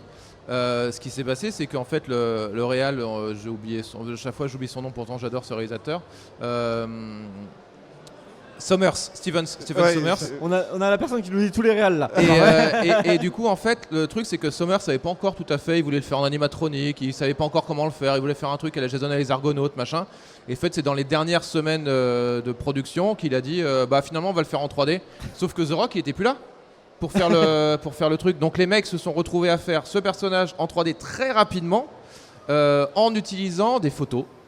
Non mais c'est chaud parce que le mec il prend le tout Bah ouais, l'écran, mais, quoi. bah À un ouais, moment mais, donné, ils se sont voilà, dit, c'est ça. Donc c'est un problème de production. Et du coup, sur Van Helsing, ils ont pas voulu faire, qui est très cool finalement. Hein. Sur Van Helsing, du coup, ils ont pas voulu faire les mêmes conneries. Et cette fois-ci, ils ont dit bon, Stephen, parce qu'ils bossent toujours avec les mêmes. Il fait Stephen cette fois-ci, on va faire les trucs en amont, quoi. ouais. Et on a une dernière image, je crois. Et là, c'était plutôt des bons souvenirs, je crois. Ah, Matrix, Ouais, Exactement. avec le les Reloaded. Ouais, Ouais. c'est ça. Ouais, très très cool aussi. Hein. Lui Et aussi, on est en. Ah, lui, c'est le 2, ça, du C'est coup. le 2, ouais. C'est le Ok, combat. Parce que le premier, dans- je crois que c'est 99, c'est sûr. Ouais. Mais le 2, ça, je sais plus. Peut-être 2002 2003. 2003. 2003, putain, je Et savais 2003, pas que on c'était si était éloigné. pas mal quand même Matrix au niveau des Sorti il y a effets. quelques semaines Ouais. après Pirates des Caraïbes en plus. Hein. Ouais, ouais. Mais là, ça marchait bien. Les Ça effets marche spéciaux, bien. je trouvais. Ça... On a des bons souvenirs. ouais, Les des concepts effets. aussi, parce que les effets Ouais. spéciaux dépendent aussi du concept de base. Comme on l'a vu avec la tête là de comment il s'appelle Modok Oui. dans Ant-Man. Oui, là, Là, le concept est de raté. base ne marche pas, donc la suite ne peut pas marcher. C'est ça. Si on trouve pas une manière intelligente de le faire pour que ce soit joli à la fin, les artistes ils pourront faire toute la 3D qu'ils veulent, ça sera moche quoi. Alors que les ralentis de Matrix, on s'en souvient tous. Les C'est- petites gouttes sur les Ouais, mains et tout, trop bien. Et ce qui était cool du coup pour le Révolution, ils ont refait à peu près la même chose avec tous les agents Smith et même pour, je sais plus si pour celui-là c'était le cas ou quoi que ce soit, c'est que bah, du coup vous en discutez tout à l'heure, c'est qu'en fait ils ont fait aussi un truc avec des faux masques et des choses comme ça quoi. Pour Ah oui, du coup oui. c'est les acteurs avec les masques, c'est pas une reproduction en 3D ou quoi que ce soit quoi. Mais c'est ça, il y a l'aspect un peu plus pratique du truc. Ouais, les Star Wachowski ont fait ça ouais, pour réfléchir de telle manière que ça soit pratique sur le tournage, parce que c'est souvent ça en fait, c'est que comme ça au tournage on voit les trucs directement. Et qui en garde un peu cet effet de masse aussi, parce que c'était. Bah oui, ils c'est ont ça, fait parce ça que sur le combat final et puis. Ouais, sur, si en plus après il y avait ça partait en Dragon Ball dans l'espace, donc si en plus c'était 3D à la base, 3D dans l'espace, c'était Ouais. un peu nul. Voilà. Et Atom, du coup, bon là on a Je vais terminé repartir notre- du coup, notre- c'est parce que c'est fini le jeu. Merci Au revoir. beaucoup, Mea. C'était une source On a- de on a savoir. fini Une source de notre- savoir. le petit jeu. Moi, je voulais quand même te poser la question. Il nous reste 7 minutes là. Là, il y a quelque chose qui est en train d'arriver quand même, c'est l'IA générative. Est-ce que Oui. ça va apporter des choses? Est-ce que ça va simplifier le boulot? Est-ce que ça va écraser du boulot? Est-ce que ça va être un outil intéressant? Toi, tu vois comment les choses arriver du point de vue de l'industrie là? En fait, le truc, c'est que les technologies donc, avancent très vite. On le voit là, il y a des trucs comme. Bon, on l'a vu avec OpenAI qui sort des générations de vidéos. Là, il y a même Luma AI qui fait des vidéos où en fait, on peut lui mettre 2 images et il va créer une animation entre les deux. C'est des concepts, on va dire, de technologie qui peuvent marcher plus tard, pas pour le moment. Mais par exemple, le problème, c'est que le cinéma maintenant, il est plus fait pratiquement avec amour que rendement. Effectivement. Et donc, si ces gens-là arrivent à trouver un moyen qui peuvent leur faire gagner de l'argent, ils le feront. Ouais, donc ça va Malheureusement. ça va amener que du rendement et pas forcément de la qualité C'est derrière. ça. Donc, je sais pas, je l'avoue, même moi, je sais moi qui suis vraiment, je suis tous les jours l'actualité de ça, je sais pas vers où ça va aller. Ouais. Parce que ça dépend les choix que l'humain va faire aussi, quoi. Parce que ça dépend pas que de la technologie. Au final, l'IA, si elle existe déjà, c'est parce qu'il y a une demande. On n'invente pas un truc s'il n'y a pas de demande, c'est faux. Donc si elle est là, c'est parce que notre façon de consommer avec TikTok, la demande, la chaîne et tout, bah, ça fait qu'on crée des choses pour aller vite. Ouais. Je trouve qu'il n'y a pas d'âme, on va dire, dans des images générées par IA, parce que si on suit des artistes, c'est parce qu'ils ont une vision de tout. Mais l'IA, le problème, c'est que pour le moment, c'est encore que des concepts, je pense. Ouais. Mais tu vois, ce que ça reste important pour nous, en tout cas, lambda, de rester informé sur ces sujets-là, quand même, de faire de la veille d'une certaine manière, sans forcément l'utiliser. Mais je pense que il y a une grosse partie des gens qui ne savent pas du tout comment ça marche tout ça, ne savent pas du tout quel but ça peut avoir. Et je pense qu'il faut éduquer justement, comme tu l'as dit, les gens, il faut voilà, leur apprendre ce que c'est. C'est pour ça que sur ma chaîne je le fais et on me tape aussi dessus à ce sujet. Mais c'est pas en ignorant un problème qu'il ne va pas se passer. C'est pas en faisant la tête dans le sable comme une autruche que hop, le problème il va disparaître. C'est là, tout le monde peut l'avoir, c'est open source. L'IA va être là toute notre vie. Mais juste à nous de... Tu vois, par exemple, je pense pas que c'est à l'IA qu'il faut taper, c'est à l'humain de se réintéresser à la méthodologie des choses. Et c'est pour ça que je disais tout à l'heure que les gens étaient moins intéressés, par exemple, à mes vidéos aussi making of, de comment ça fonctionne. Parce que je pense que les gens ont un désintérêt de la façon de faire, comment ça marche. Du coup, du moment où les gens sont désintéressés de comment ça marche, pourquoi pas faire un outil qui fait tout automatiquement et qui n'est pas d'humain derrière. Ils s'en foutent les gens de toute façon tant qu'ils ont un film, Marvel, Deadpool 25, qu'ils le bouffent, ils le regardent et c'est terminé quoi. Oui, mais il ne faut pas faire l'erreur justement pour à réapprécier le cinéma sans ça, quoi, comme ce qu'a pu être la 3D où justement on revient à des trucs un peu plus pratiques. Grave, carrément, ouais. Il faudrait, de toute façon, il faut un retour en arrière. Je sais pas, il faut un moment de rupture. Il va en falloir un. Ouais, non, mais c'est ça. C'est pour trouver obligatoire. le bon équilibre à un moment donné. Voilà, quoi. il faut un équilibre, c'est sûr, c'est sûr. Sinon, je sais pas, ça va être bizarre. Le futur va être chelou.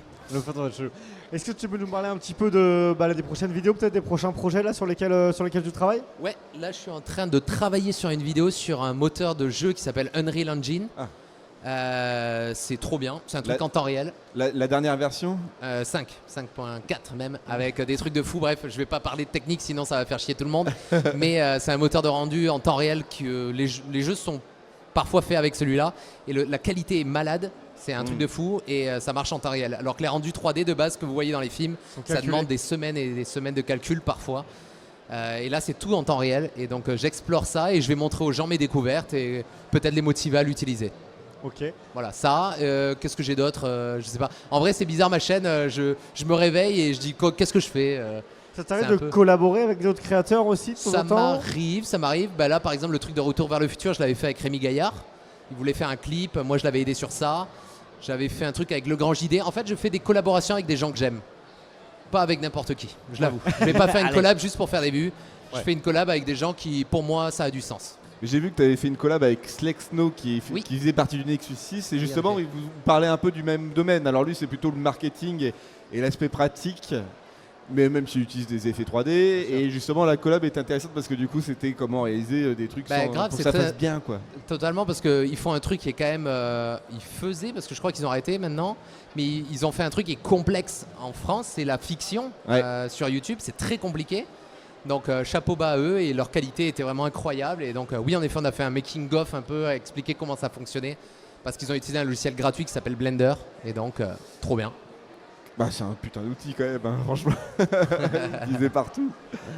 Et bah c'est parfait. Et bah merci beaucoup en tout cas Atom. Merci beaucoup Atom. Voilà. J'espère que vous avez bien joué. Alors le panel n'est pas fini. Restez avec nous, le panel n'est pas fini. Mais on libère Atom. Merci beaucoup d'être venu jouer avec nous. Allez, merci beaucoup, c'est sympa. Merci. Merci, à bientôt. Merci. Alors, est-ce que nos prochains invités sont arrivés? Je ne sais pas en fait, je ne sais pas exactement. Bonjour. Oui, ça doit. Bah c'est ça. Voilà. Ils plan sont là. parfait. Ils sont là. Allez-y, installez-vous. Puis vraiment c'est le timing est de folie quoi. Alors on va pouvoir ajuster le micro, je pense, sans problème, s'il y a besoin. Ah bah non, il est parfait en fait. Bonjour. Ça a l'air d'aller.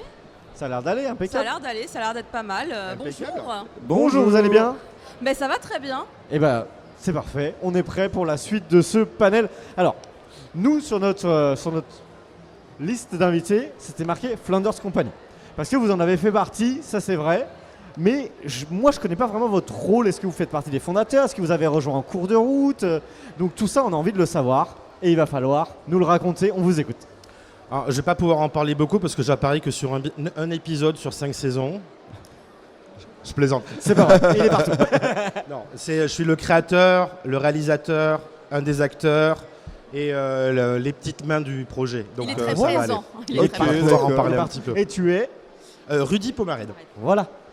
Et moi, je suis Caroline Ségara. À la base, je suis animatrice. Ok. Je fais un peu le même travail que vous, en fait, en vrai. Et en fait, je travaillais sur une chaîne de télé qui s'appelait No Life, qui On n'existe n'a fait que plus d'en parler depuis- aujourd'hui, Voilà, c'était il y a longtemps. Elle n'existe plus maintenant. Et en fait, comme la série Flanders Company était diffusée sur cette chaîne et qu'on s'est rencontrés du coup grâce à ça, il m'a proposé un petit rôle à l'intérieur. Et c'est un rôle qui est toujours là puisque mon personnage est toujours en vie. Ah bah voilà. Voilà, je ne suis toujours pas morte. Donc je suis toujours là.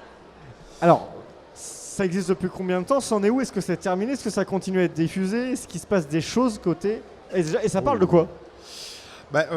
Déjà, c'est pour passer le contexte. En fait, la série a été créée en gros dans la foulée de la création de No Life, qui elle s'est créée en 2006-2007. Ouais, donc on est au... Et 2007, on commençait à tourner les épisodes de la Flanders Company sous l'impulsion de l'équipe de No Life, parce qu'à la base, ce sont des amis. Nous, on faisait déjà... Alors, c'était pas de la web fiction, parce que le web n'existait pas, mais on faisait du film amateur. Ouais. Habillé, je précise.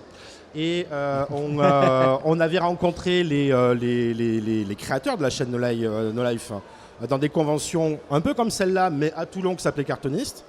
Et un jour, ils ont débarqué en disant, écoutez, dans 6 mois, on ouvre une chaîne. Donc, si vous avez des trucs à proposer, allez-y. Ben voilà, il a fallu 6 mois. On a créé quelque chose, on a créé un concept en 6 mois, on s'est lancé et ça a commencé en 2007. On a fait un vrai run de 2007 à 2011. Ok. Et après, on revient sporadiquement. Après quelques années de pause, on a continué jusqu'à aujourd'hui. On est en train de... là, on est en plein tournage de la saison 6. On a montré un épisode hier sur... tout ça, la scène... La scène festival. conférence. Grande salle, Voilà. ouais. Et pour la... Bon, il n'y a plus No Life aujourd'hui, donc ce sera une production qui sera disponible sur Internet essentiellement. Ouais. Mais on attend qu'elle soit terminée pour tout montrer. Mais ouais, on a de l'actu. Ok. Après 3 ans de post-Covid, on revient un petit peu. C'est le retour. Et du coup, quand vous vous êtes lancé, c'était 100% no life. Il y avait quand même une diffusion sur Dailymotion. Ah, on sent que l'époque, hein, c'est l'époque, hein, vraiment. Ouais, alors c'était les prémices, c'est encore pire que ça. C'est sur une plateforme que si vous avez moins de 30 ans, vous Google connaissez Vidéo. pas, ça s'appelle Watt. Ah, what? Non, j'avais pas. What? What? Ah, ouais. Watt TV, c'était la Watt, réponse de TF1 à oui, YouTube. Oui. Et il s'avère que c'est les seuls qui nous ont proposé de nous donner un peu de sous si on mettait leur diffusion chez eux. On a fait d'accord, ça achètera peut-être un bout d'une caméra. Ouais, ça a acheté une caméra. C'était bien. Mais vous êtes enfin, parmi les survivants, il y a Noob également, mais les survivants de l'âge d'or des web-séries, parce que je pense à cette époque-là, 2007-2008, Visiteurs du futur. Avant. Avant Ah même. oui. Ouais, avant. Les Visiteurs du futur, c'était vraiment beaucoup plus tard, c'est même 2012, 2009 peut-être. 2009, C'était 2010. avant. Et Moi, si tu veux savoir, on a commencé officiellement en 98. 98. Ouais. Ouais. À la place de regarder la Coupe du Monde, on tournait dans la Garrigue un truc qui s'appelait Damned, Ok. qui après a été diffusé uniquement en convention. Ah, ok. Au début d'Internet, on encodait ça en DivX, on mettait ça sur Emule. Alors, on a incité- t'avais une on a chance sur deux toujours- d'avoir le bon épisode. hein. Et c'était un peu fun parce que nous, on faisait ça sur nos vacances, sur notre temps libre. Et on disait aux gens, mais allez-y, quoi, partagez. C'était marqué sur les boîtes de nos DVD gravés à la main. Je disais, oui, vous avez le droit de partager cette œuvre et surtout. On a dans le allez-y. jeu, les gars. Voilà. Ça, c'est, Ouais, bah voilà. ça, c'est Damned saison 2, Damned Next.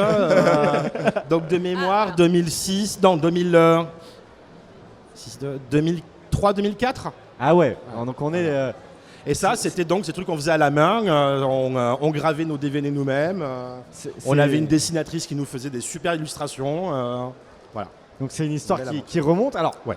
le pitch. On revient sur Flanders Company. Le pitch de Flanders Company. Bah, le pitch, c'est on est dans un univers où les super-héros existent. Donc prends Marvel, DC, nous on mélange tout. Avec un point commun, c'est que tous les combats que vous voyez de super-héros, ils sont truqués. En fait, les mecs ont acheté leur adversaire et leur faire valoir à une société qui s'appelle la Flanders Company. et qui du coup s'occupe de recruter, former et louer le service de super vilains à des super-héros qui ont besoin de travailler leur ego, Voilà, d'avoir une némésis pour se on mettre en dirait valeur. leur communauté Voilà. aujourd'hui. Vous étiez on est- avant-gardiste. Hein.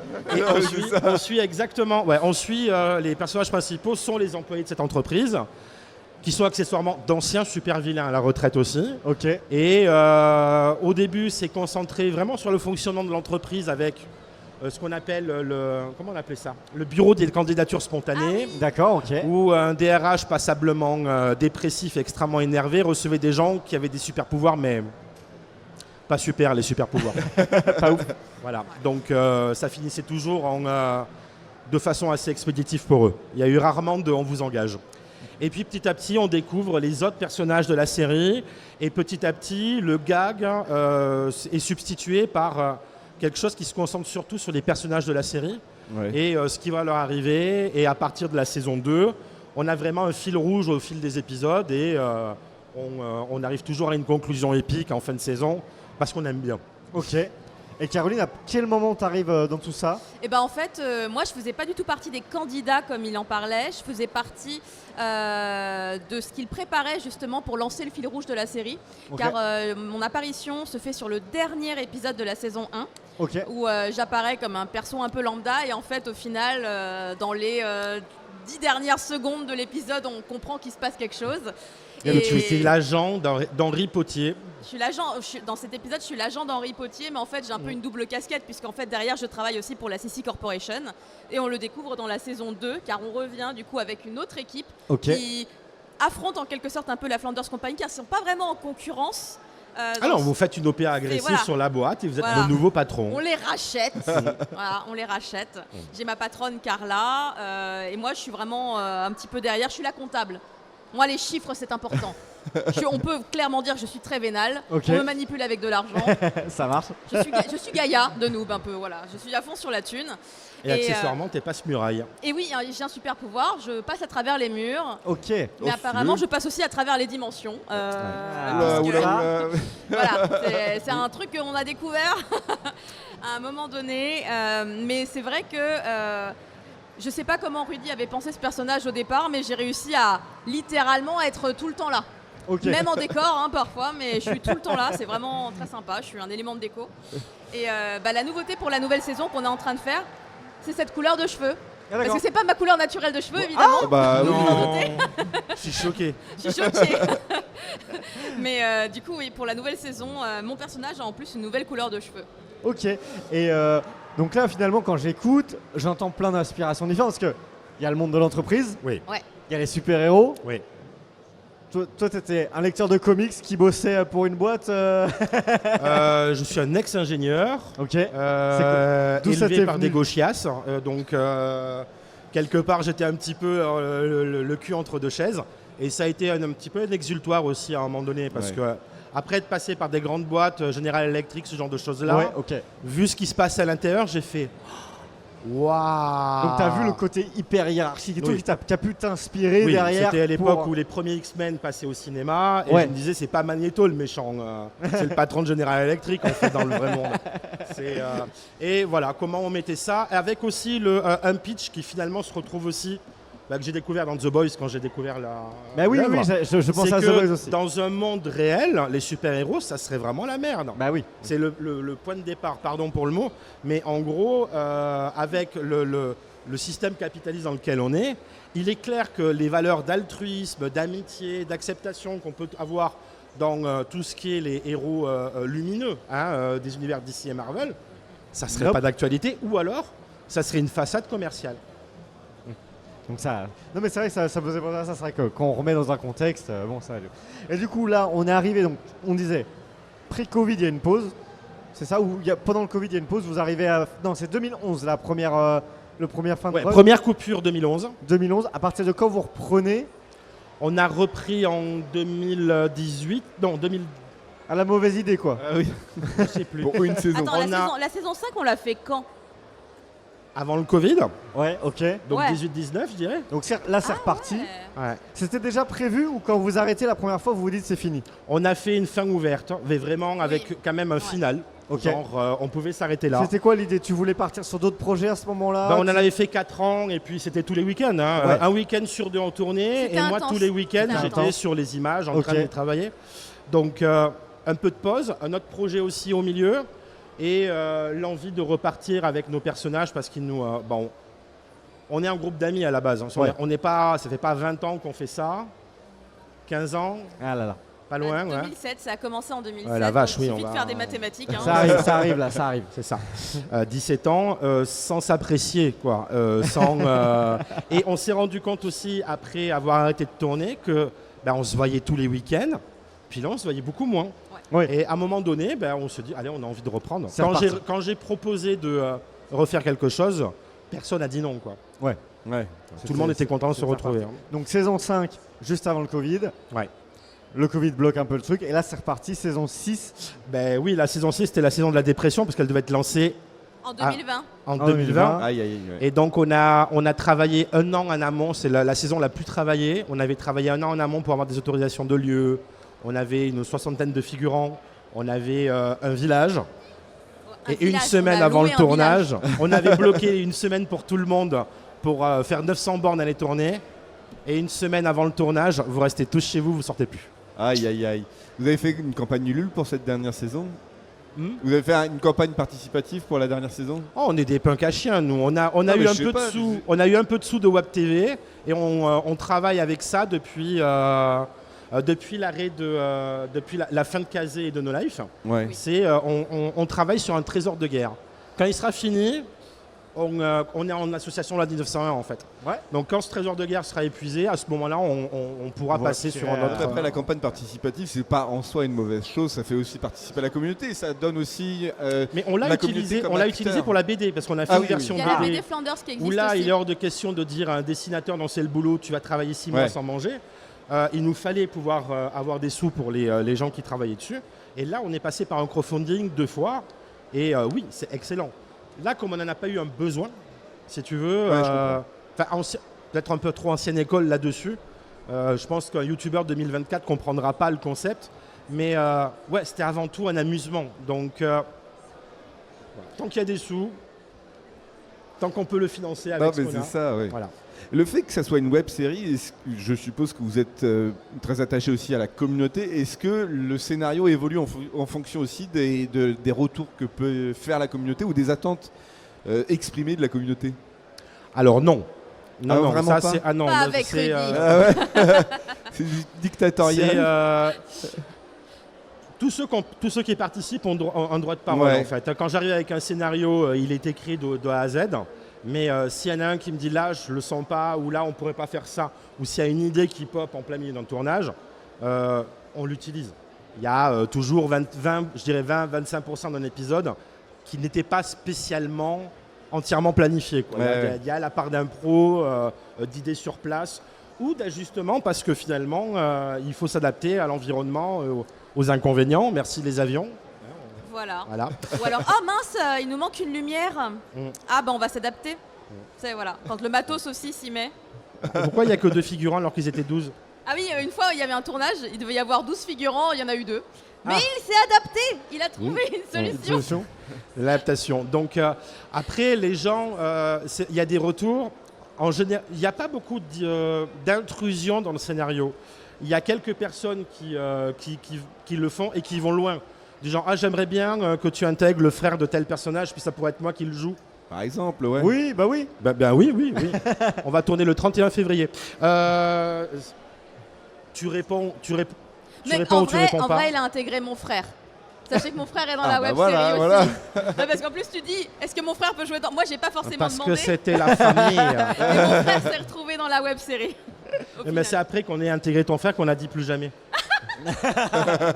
J'ai causé un traumatisme. Et voilà, et voilà. Et voilà. Mais La j'ai même pas vérité est demandé dite. en vrai. Non, il y a les retours sur Internet, en général, sont soit extrêmement positifs, soit virulents, évidemment, hein, puisque les gens aiment bien, les trolls aiment bien le troller. Bah, bien sûr. Je me rappelle au début, quand on est apparu, la réponse qu'il y a eu sur les forums de No Life plus que sur YouTube, c'était « Oh là là, qu'est-ce que ça joue mal !» Ouais. Et il y a une phrase que j'ai retenue, « Ils jouent comme des tringles à rideaux », ça m'a tellement fait rire. Je pense que c'est resté dans notre lore de private joke entre nous. Tringle Voilà. à rideau, c'est quand même bien pensé. Non, mais c'est bien Et pensé. j'ai l'impression que c'est un peu comme Noob aussi qui ont, qui bon, ont on est à suivi la même beaucoup école. ce genre de critiques, quoi.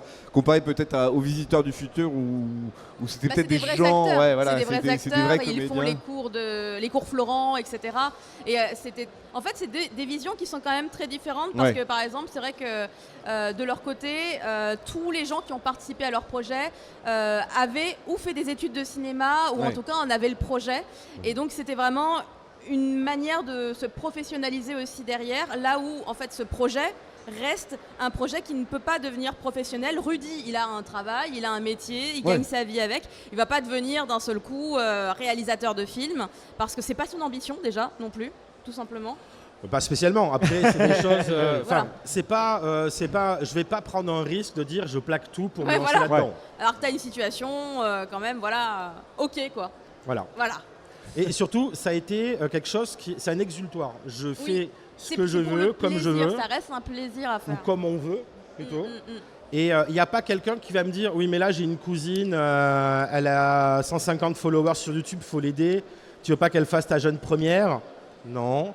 Et là, c'est peut-être un peu violent parce que on est associé à Bolloré, donc il faudrait peut-être pas que tu sois critique là-dessus. Non. Non. Voilà. C'est pas Ouais. de concession là-dessus. Ouais, t'es On a libre. été censuré une fois et ça a été la guerre. La guerre. Ah ouais. Ah, c'était pourquoi Je sais plus. Ouais, il faut le dire, il faut le dire. Ah oui. On a été censuré sur un quiproquo.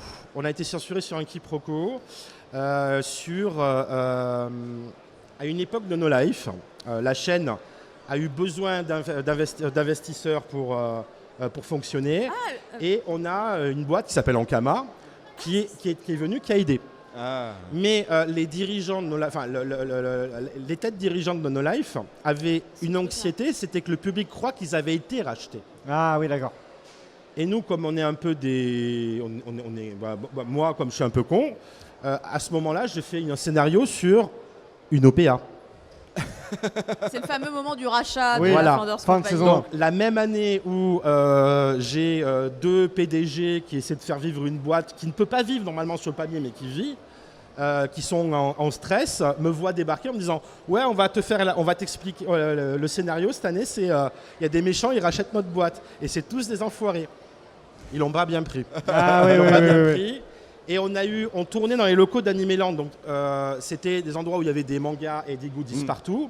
Et ça nous arrivait de faire, on prend ça, on le met dans l'écran, quoi. Et à un moment donné, il y a une réunion des méchants et on veut faire une référence au Dr Gang. Il faut un chat. On prend une peluche de chat. Punaise, c'est un chat d'Ankama, quoi. Donc là, on a un épisode où la méchante se retourne, caresse le chat d'Ankama en faisant messieurs, dames, comment allons-nous pourrir la vie des gens? Merde. Je me suis fait incendier. Tu veux qu'on ferme la boîte? Mais le fouteur de merde aussi. Donc j'ai censuré une peluche. Eh, là là. elle a été floutée du coup. J'ai passé le cinémascope, j'ai fait chut. C'est ça. Et à un moment donné, j'ai mis une grosse tache de Flomio en disant c'est pas moi qui diffuse. Ouais, Bon, excellent. mais en plus avec une explication, je disais mais non, mais ça n'a rien à voir, ça n'a rien à voir. Oui, oui. Mais avec le recul, je comprends. Oui. Il y avait l'anxiété du moment et tout. Et ça a été la seule fois où on a été censuré sur No Life. Ok. Et si Juste- on revient un petit... Vas-y. J'ai une question. Est-ce que pour vous, une nouvelle chaîne No Life peut encore exister encore aujourd'hui? Ou est-ce que ça peut se passer que sur Internet? Alors, absolument pas de nouvelle chaîne No Life, parce qu'en fait, No Life, si ça avait cette identité, c'est parce que en fait, les créateurs insufflaient justement leur énergie et leur valeur sur la chaîne, et ils le pouvaient parce que c'était une chaîne indépendante. À partir du moment où il y a un grand groupe derrière qui permet du coup à la chaîne de naviguer, on n'est vraiment plus du tout libre, et en fait, cette liberté rendait la chaîne particulièrement unique.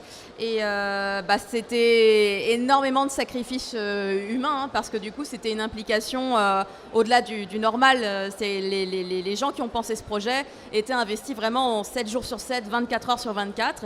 Et Oui, on peut dire que c'est une chaîne qui fonctionnait sur le bénévolat des gens qui l'animaient aussi, il y avait une structure, il y avait les gens qui étaient là, qui étaient derrière la technique et tout, qui faisaient tourner vraiment la chaîne, mais qu'on ne voyait pas, étaient rémunérés parce que c'était pas viable sinon.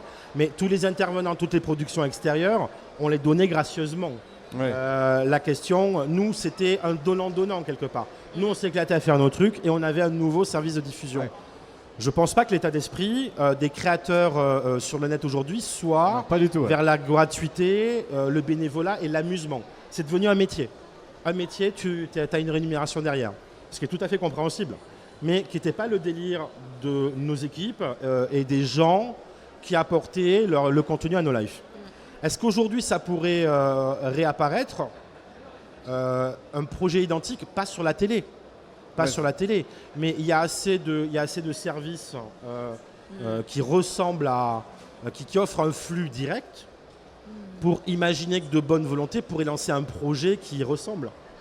En tout cas dans l'esprit, à savoir, on va faire comme de la télé, c'est-à-dire une programmation où vous devez vous connecter à heure précise pour voir votre émission, où vous Après, devez attendre une semaine pour voir Moi, la j'ai suite, envie de etc. dire, il y a des gens, ils ont eu les moyens financiers de faire des choses comme ça a quand même coulé. Je pense par exemple à Webedia récemment, il y a stream. eu le stream, la chaîne Le Stream. Après, ça reste un Elle truc s'est où- arrêtée. Ouais, mais Webedia, ça reste.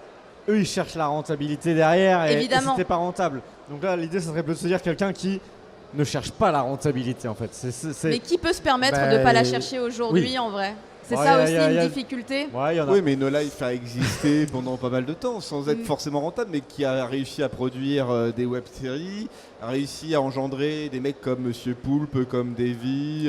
Mais en fait, on était Ouais, tous, c'est on était aussi tous un- extérieurs à c'est- No Life. c'est- moi, je trouve que Oui, c'est oui, je vachement comprends. unique C'est justement en parce fait- que je vois pas où et qui pourrait Bah, c'est un refaire un mécène, truc en fait, pareil. faut un mécène qui décide de mettre l'argent et tout. Mais en Il fait, n'est jamais arrivé. Non, la, il com- arrive la après. com- la communauté de No Life était à moitié créée avant la création de la chaîne. ouais. C'est-à-dire Oui. qu'on faisait tous du film amateur, donc on a tous sacrifié des étés entiers en slip dans la garrigue pour faire Bioman ou je ne sais quoi. On l'a tous connu, on était partant pour ça, et c'est ce petit groupe-là qui a lancé le truc. Quand on voit l'état même physique Ouais, non, c'était vraiment épuisant. de Sébastien Rucher ou d'Alex Pilot qui portait le truc, ou de Cyril Lambin à la technique qu'on voyait moins mais qui était là Ouais. surtout, qui ont porté le truc. C'est difficile de se dire, en tout cas je ne connais personne moi aujourd'hui qui aurait et les épaules et l'abnégation pour se lancer dans un truc comme ça. Ouais. Ça, C'est, ça me semble irréalisable que aujourd'hui nous de manière tous- hyper réaliste. Que des petits groupes continuent à faire des trucs gratos, on continue nous à faire des trucs gratos, on cherche pas on cherche pas à faire payer le truc, on l'offre gratuitement sur internet. On a envie d'utiliser des musiques, YouTube nous dit vous n'allez pas être rémunéré parce que c'est la musique de. Et on s'en fout, c'est pas grave, c'est la musique qu'il faut là, à ce moment-là, c'est le truc qu'il faut. Mais c'est un choix et ça coûte. Je veux dire, quand je vois tous les gens qui font leur métier de leur passion, moi du haut de mes 45 ans, je regarde, je fais est-ce que j'ai pas loupé un truc à un moment donné? Non, c'est juste qu'à l'époque où j'étais, c'était absolument pas envisageable. Ouais, c'est possible. Mais quand je vois ça maintenant, je dis effectivement, je serais au milieu. Si j'avais 20 ans de moins, je serais peut-être au milieu d'eux avec exactement le même état d'esprit, Ouais, etc. ouais, complètement. Et si on revient, c'est bon? Juste, est-ce que vous imaginez aussi une fin à la série? Bah avant ça, moi j'avais demandé où on en est parce que là vous venez, vous venez présenter des choses. On la Où garde pour la fin. On la garde pour la fin. Avant la fin, où on en est pour la saison 6? Qu'est-ce que vous avez présenté au Japan Tour Festival? Qu'est-ce qu'on retrouve sur YouTube à l'heure actuelle? Alors, pour la saison 6 sur YouTube, rien, parce qu'on a décidé de la terminer avant de commencer à montrer. Voilà. On a fait une entorse aujourd'hui parce qu'on est invité en festival. Si on est invité, on amène quelque chose. Donc on a réussi à finir un des épisodes de la saison 6. Mais ce n'est pas le premier, c'est voilà. le 5. C'est vrai? Donc avec un peu de contextualisation, on a pu le montrer aux gens qui sont venus et avec grand plaisir. Aujourd'hui, je dirais qu'on a tourné 60% de ce qu'il faut, monté 50% de ce qu'il faut et écrit 90%. Donc va y avoir une pause estivale et normalement dès le 30 août on reprend. Et nos amis de chez Noob font un Grand Rex. Ils ont le Grand Rex pour lancer Le 1er mars. Au Grand leur Rex. ultime saison le 1er mars. Évidemment, ils nous ont dit vous n'avez pas un truc à montrer. Potentiellement, il y aura ce sera le lancement de la saison 6 à ce moment-là. Wow, Ce serait bien. Ça pourrait être pas mal, ça pourrait être un bel événement. Ah oui, ça Ah serait bête de ouais, louper grave, nos poches. attends, c'est quand même un gros truc. Hein.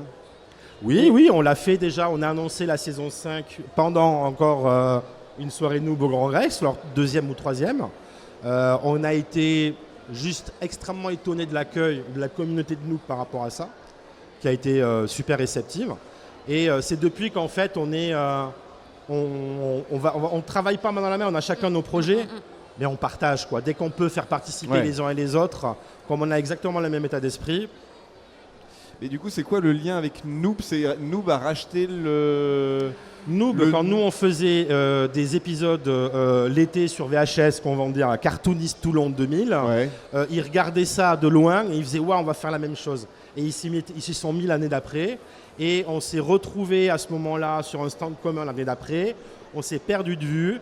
Et en gros, quand No Life a été créé, quand on a lancé Flanders, on a repris contact à ce niveau-là. Et ils sont venus à No Life. Et là, on a eu beaucoup plus le temps d'apprendre à se connaître, à se découvrir. Ouais. Et je pense qu'aucun des deux groupes le regrette, cette découverte à ce moment-là. Ça a été toujours un lien étroit avec la mort de No Life. No Life, c'était des amis vraiment de longue date, depuis 1999. Les gars de Noob ont rejoint la famille et on a des atomes crochus avec quasiment tout le monde. Donc voilà, ça s'est fait tout seul. Ok, ouais. Et après, il y a eu d'autres intervenants où c'était un peu moins l'osmose. Il y a eu la diffusion du Visiteur du Futur sur No Life. Mais on a eu l'occasion, quand c'était au pic, de faire des interventions communes avec Pen of Chaos pour Donjon Nullbuck, moi, Fabien Fournier et François Descraques. Et je me rappelle d'une soirée avec Félicia Day, qui est une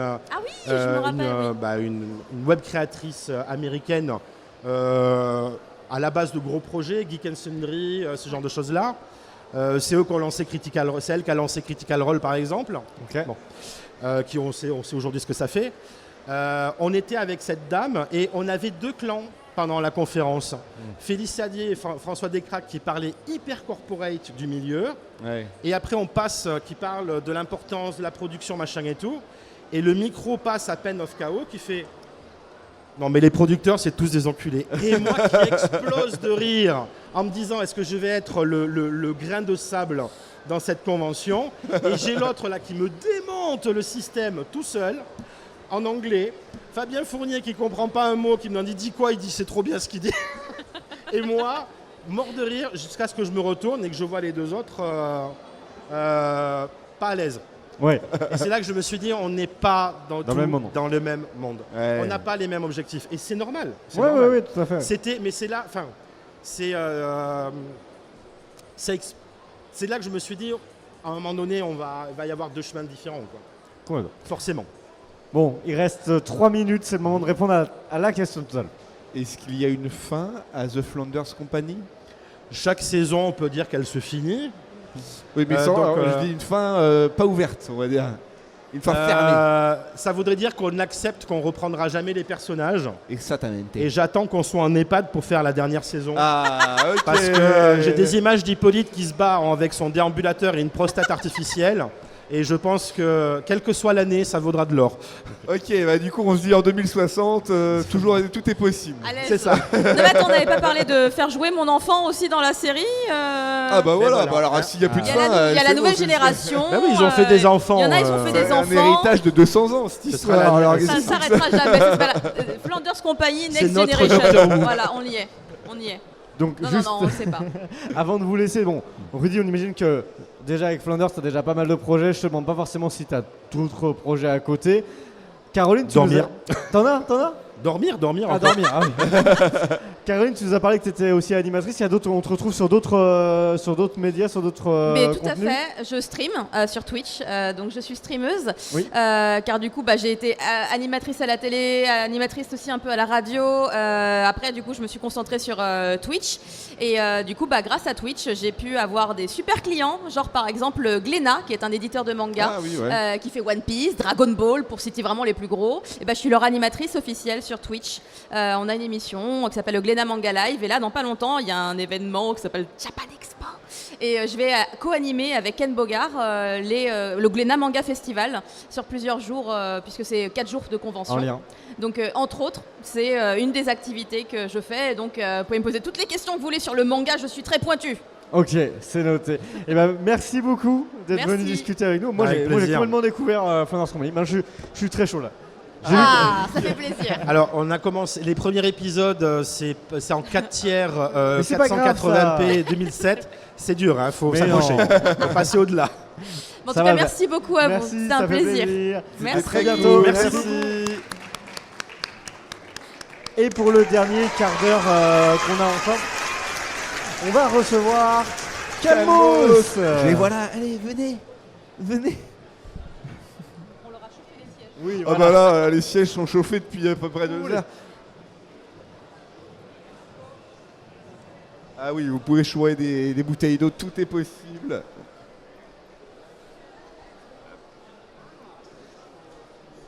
Et bonjour. Bonjour. Et oui, on reçoit Calmos, quelle bonne nouvelle. Parce que j'ai découvert votre chaîne il y a pas mal de temps, ouais, je sais plus trop quand. Et j'ai direct accroché puisque vraiment votre contenu... Alors, Mea disait chronique, mais si, en fait, c'est même des analyses de films de comédie française. Est-ce que du coup, vous pourriez juste nous parler de qui vous êtes et qu'est-ce que vous faites dans la vie? Qu'est-ce que c'est que cette chaîne?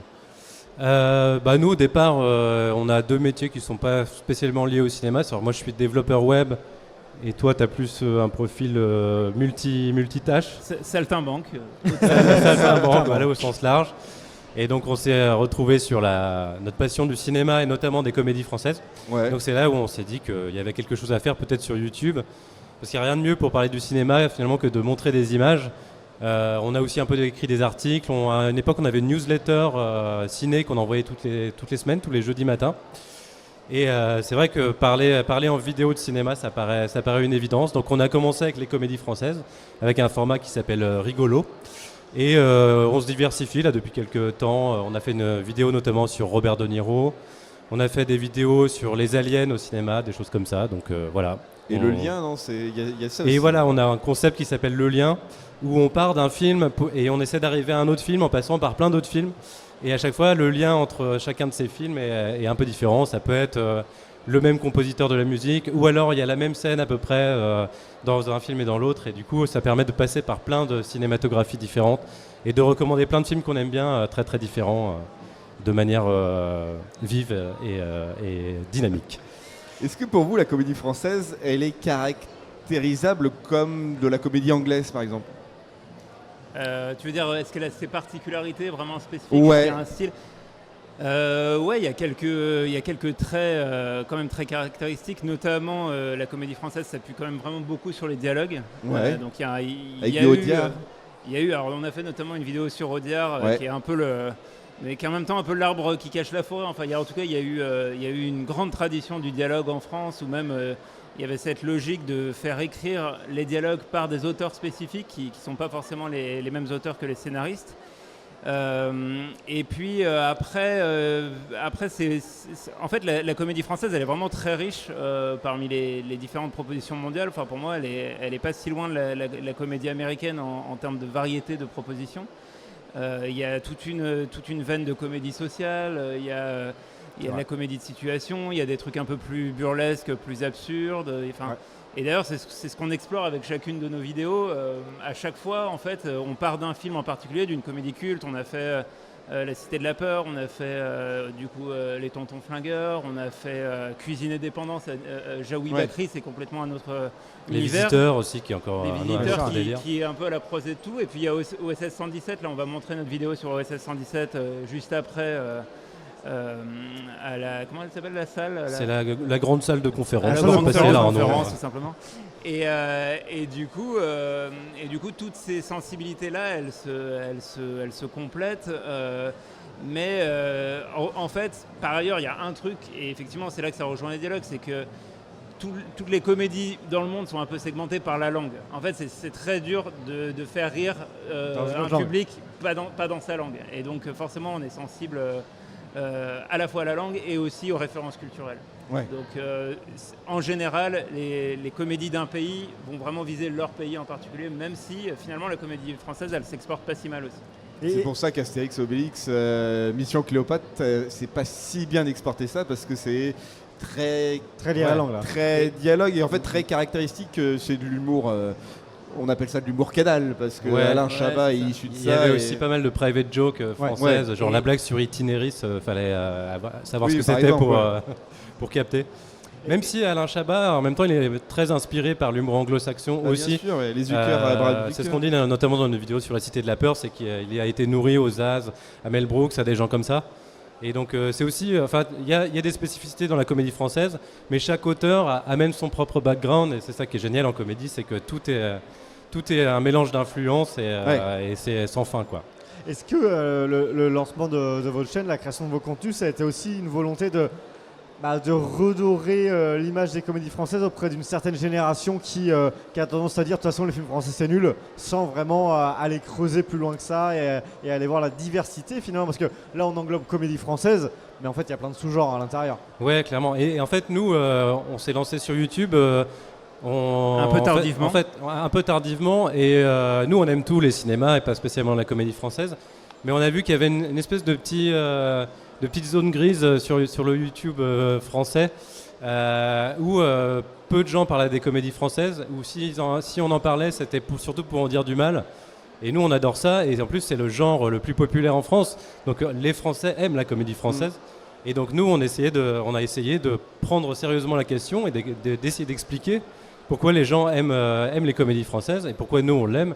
Et en même temps, en partageant notre passion personnelle et en faisant découvrir éventuellement des films qui sont moins connus. Et puis ça part en fait d'une obsession, quoi. Nous, on est un peu des nerds de comédie, on trouve ça fascinant, le rire, en fait, d'où ça vient, qu'est-ce qui fait rire, en fait, c'est dingue. Et on essaye de démonter les films, de faire de la rétro-ingénierie pour comprendre pourquoi ça c'est marrant. Donc ça, c'est vraiment la première couche, c'est pourquoi c'est drôle, comment c'est drôle. Et après, il y a une autre couche qui est liée à ce que vient de dire Hugo sur le fait que c'est des œuvres très populaires. C'est qu'est-ce que ça dit des Français que tel ou tel film est un succès, quoi. La comédie, elle a évolué avec le temps, vous trouvez, justement? Aujourd'hui, on rigole moins ou on rigole d'autres choses qu'il y a 20 ans? En fait, les sujets sont pas forcément les mêmes. Il y a des sujets intemporels, mais il y a des sujets qui bougent. Par exemple, dans la vidéo sur les visiteurs, on essayait de faire un peu un comparatif des différentes époques et de ce dont on rit suivant les époques. Et par exemple, dans les années 70, il y avait plein de comédies de bidas, donc qui se moquaient des gens qui faisaient leur service militaire et tout. Ouais. Et aujourd'hui, il n'y a plus de service militaire, donc du coup, ça touche moins les Français. Et donc, il y a ce genre de choses qui font un peu évoluer les thèmes.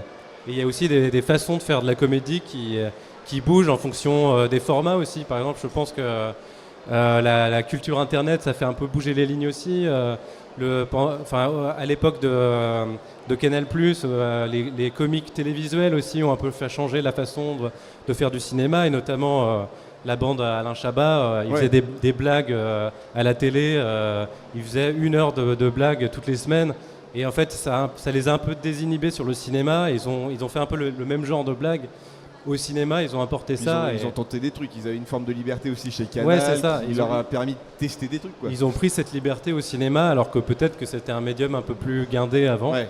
Et donc il y a plusieurs périodes, plusieurs courants, et c'est cool parce que ça s'alimente, ça se Et développe. c'est vrai qu'il y a un phénomène qui est fascinant avec Internet, c'est qu'en fait il y a une démocratisation monumentale de l'art comique, en fait. C'est-à-dire que maintenant, en fait, n'importe quel individu peut faire en fait rire des milliers de personnes, des millions de personnes, Bien sûr, avec une blague qui parfois, en fait, ça veut dire un inconnu qui va faire un tweet qui va être repris, qui va être très drôle. Et ça rend d'autant plus difficile le boulot des auteurs qui doivent, par exemple, à la télé ou au cinéma, faire rire plein de gens. Parce qu'en fait, ils sont en concurrence avec la foule. Et en fait, la foule, elle est trop forte. Parce qu'en fait, pour avoir une idée de blague, les gens sont 100 000 versus 1 ou 2 auteurs pour trouver un gag. Donc, Oui, et puis c'est les meilleures blagues qui sont relayées en plus. Ouais, Donc, c'est ça. C'est celles qui émergent, c'est celles qui sont les meilleures. Donc en fait, typiquement sur l'humour d'actualité, l'humour politique, ça devient très très difficile parce que la meilleure blague, elle sera sortie sur Twitter dans la seconde. Fais ta chronique le lendemain matin en étant original, c'est compliqué. Et est-ce que vous vous arrêtez du coup au film que vous avez vraiment envie de mettre en avant parce que vous voulez faire une analyse positive du truc, ou est-ce que vous allez aussi analyser des films où c'est un raté, quoi, c'est un échec, ça a voulu être drôle et pourquoi ça n'a pas marché, qu'est-ce qui n'a pas fonctionné? Alors, En ouais. fait, sur les films qu'on n'aime pas, on va jamais en faire le film d'analyse principal parce qu'en fait, on met vachement de temps à faire nos vidéos et on n'a pas envie de passer 3 mois à faire du montage sur un film qu'on n'aime pas. En revanche, dans l'écriture et dans la préparation des vidéos, on va toujours aussi prendre en référence, même si ça ne va pas finir dans la vidéo, mais on va réfléchir sur les comédies qui, à notre sens, ne fonctionnent pas. Parce que souvent, c'est par contraste, c'est comme ça qu'on arrive mieux à comprendre ce qui fonctionne. Pourquoi ça marche, pourquoi ça ne marche pas. Et par comparaison, ça nous aide dans notre analyse. Ok. Tu avais préparé un petit jeu.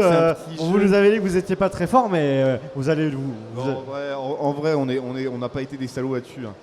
Donc Mais, c'est des petites citations. C'est ça. Uniquement des films que vous avez traités. Ouais. Et il Ok. faudra me Ce qui est dire- d'autant plus là Normalement, où ouais, voilà. si on Faut se pas qu'on trompe. se gourre. Ouais. Ça va le faire. Dans le public, vous pouvez jouer aussi. Hein, C'est citation. possible. Alors vous êtes prêts? Alors ça commence. Bonjour, ça va? Enfin, écoutez, c'est plutôt une bonne nouvelle. Gilles Gabriel n'est pas mort en fait. Il a atterri à l'intérieur de ma la tête. personne à 2 personnes. Oui. Gilles Gabriel c'est ça.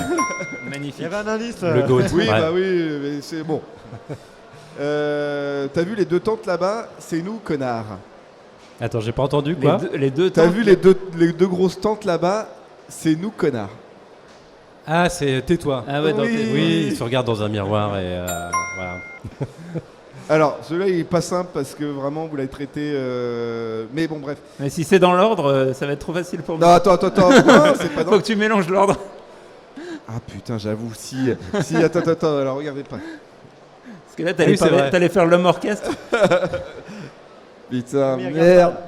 Non, c'est surtout que c'est dans l'ordre de sortie des vidéos. Bah oui, bah chronologiquement. forcément, oui, bah, je suis Ouais. organisé quoi.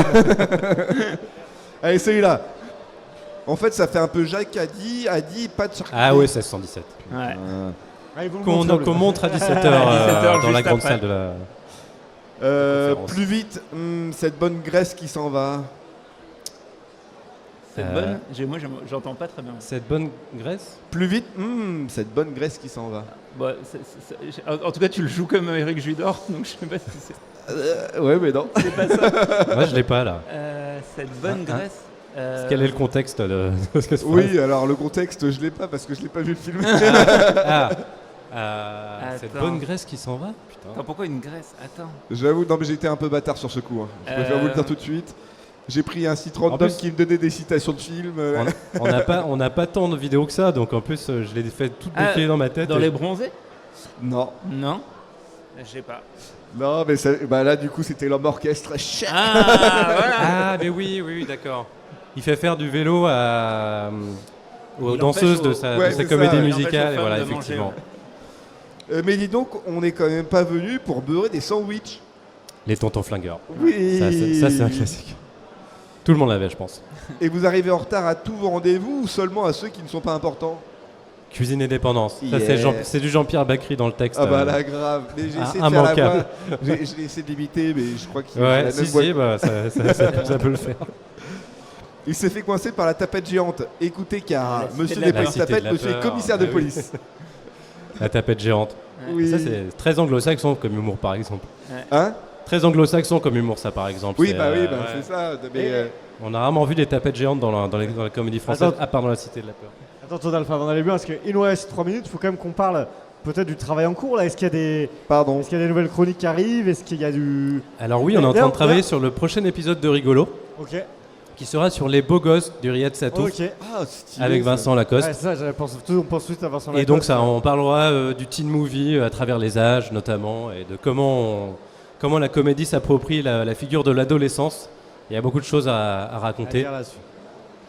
Voilà, et Vous après avez on l'habitude réfléchit de- à d'autres formats aussi, hors comédie, mais Vous qui bossez arriveront une probablement vidéo plus par tard. une ou vous avez déjà plusieurs vidéos sur lesquelles vous bossez en On parallèle? pose un peu les jalons de celle d'après, mais comme on est assez lent, on aime bien se concentrer sur une vidéo en particulier et pas trop s'éparpiller, quoi. Ok, ça marche. Aujourd'hui, vous vivez de vos vidéos ou c'est vraiment juste un passe-temps? On travaille à mi-temps sur nos vidéos et on a encore des jobs alimentaires qui nous Ouais. permettent de survivre. C'est aussi pour ça qu'on essaie de tester des nouveaux formats, peut-être plus courts, peut-être pas que comédie, pas forcément dans l'analyse très fouillée d'un pan de la comédie. Donc on essaie des nouvelles choses, on fait des shorts depuis quelques temps. Donc voilà, on teste des trucs et puis on a bon espoir de finir par en vivre tous les deux. Parce que si on est deux à faire la chaîne, donc ça divise les revenus. Ah donc, ouais. ça fait deux fois plus de travail à Et là, accomplir. vous parlez du format ou des émissions. Est-ce que des featuring aussi, quelque chose qui pourrait soit être un tremplin pour vous, soit avoir amélioré peut-être la créativité ou le temps de création, quoi?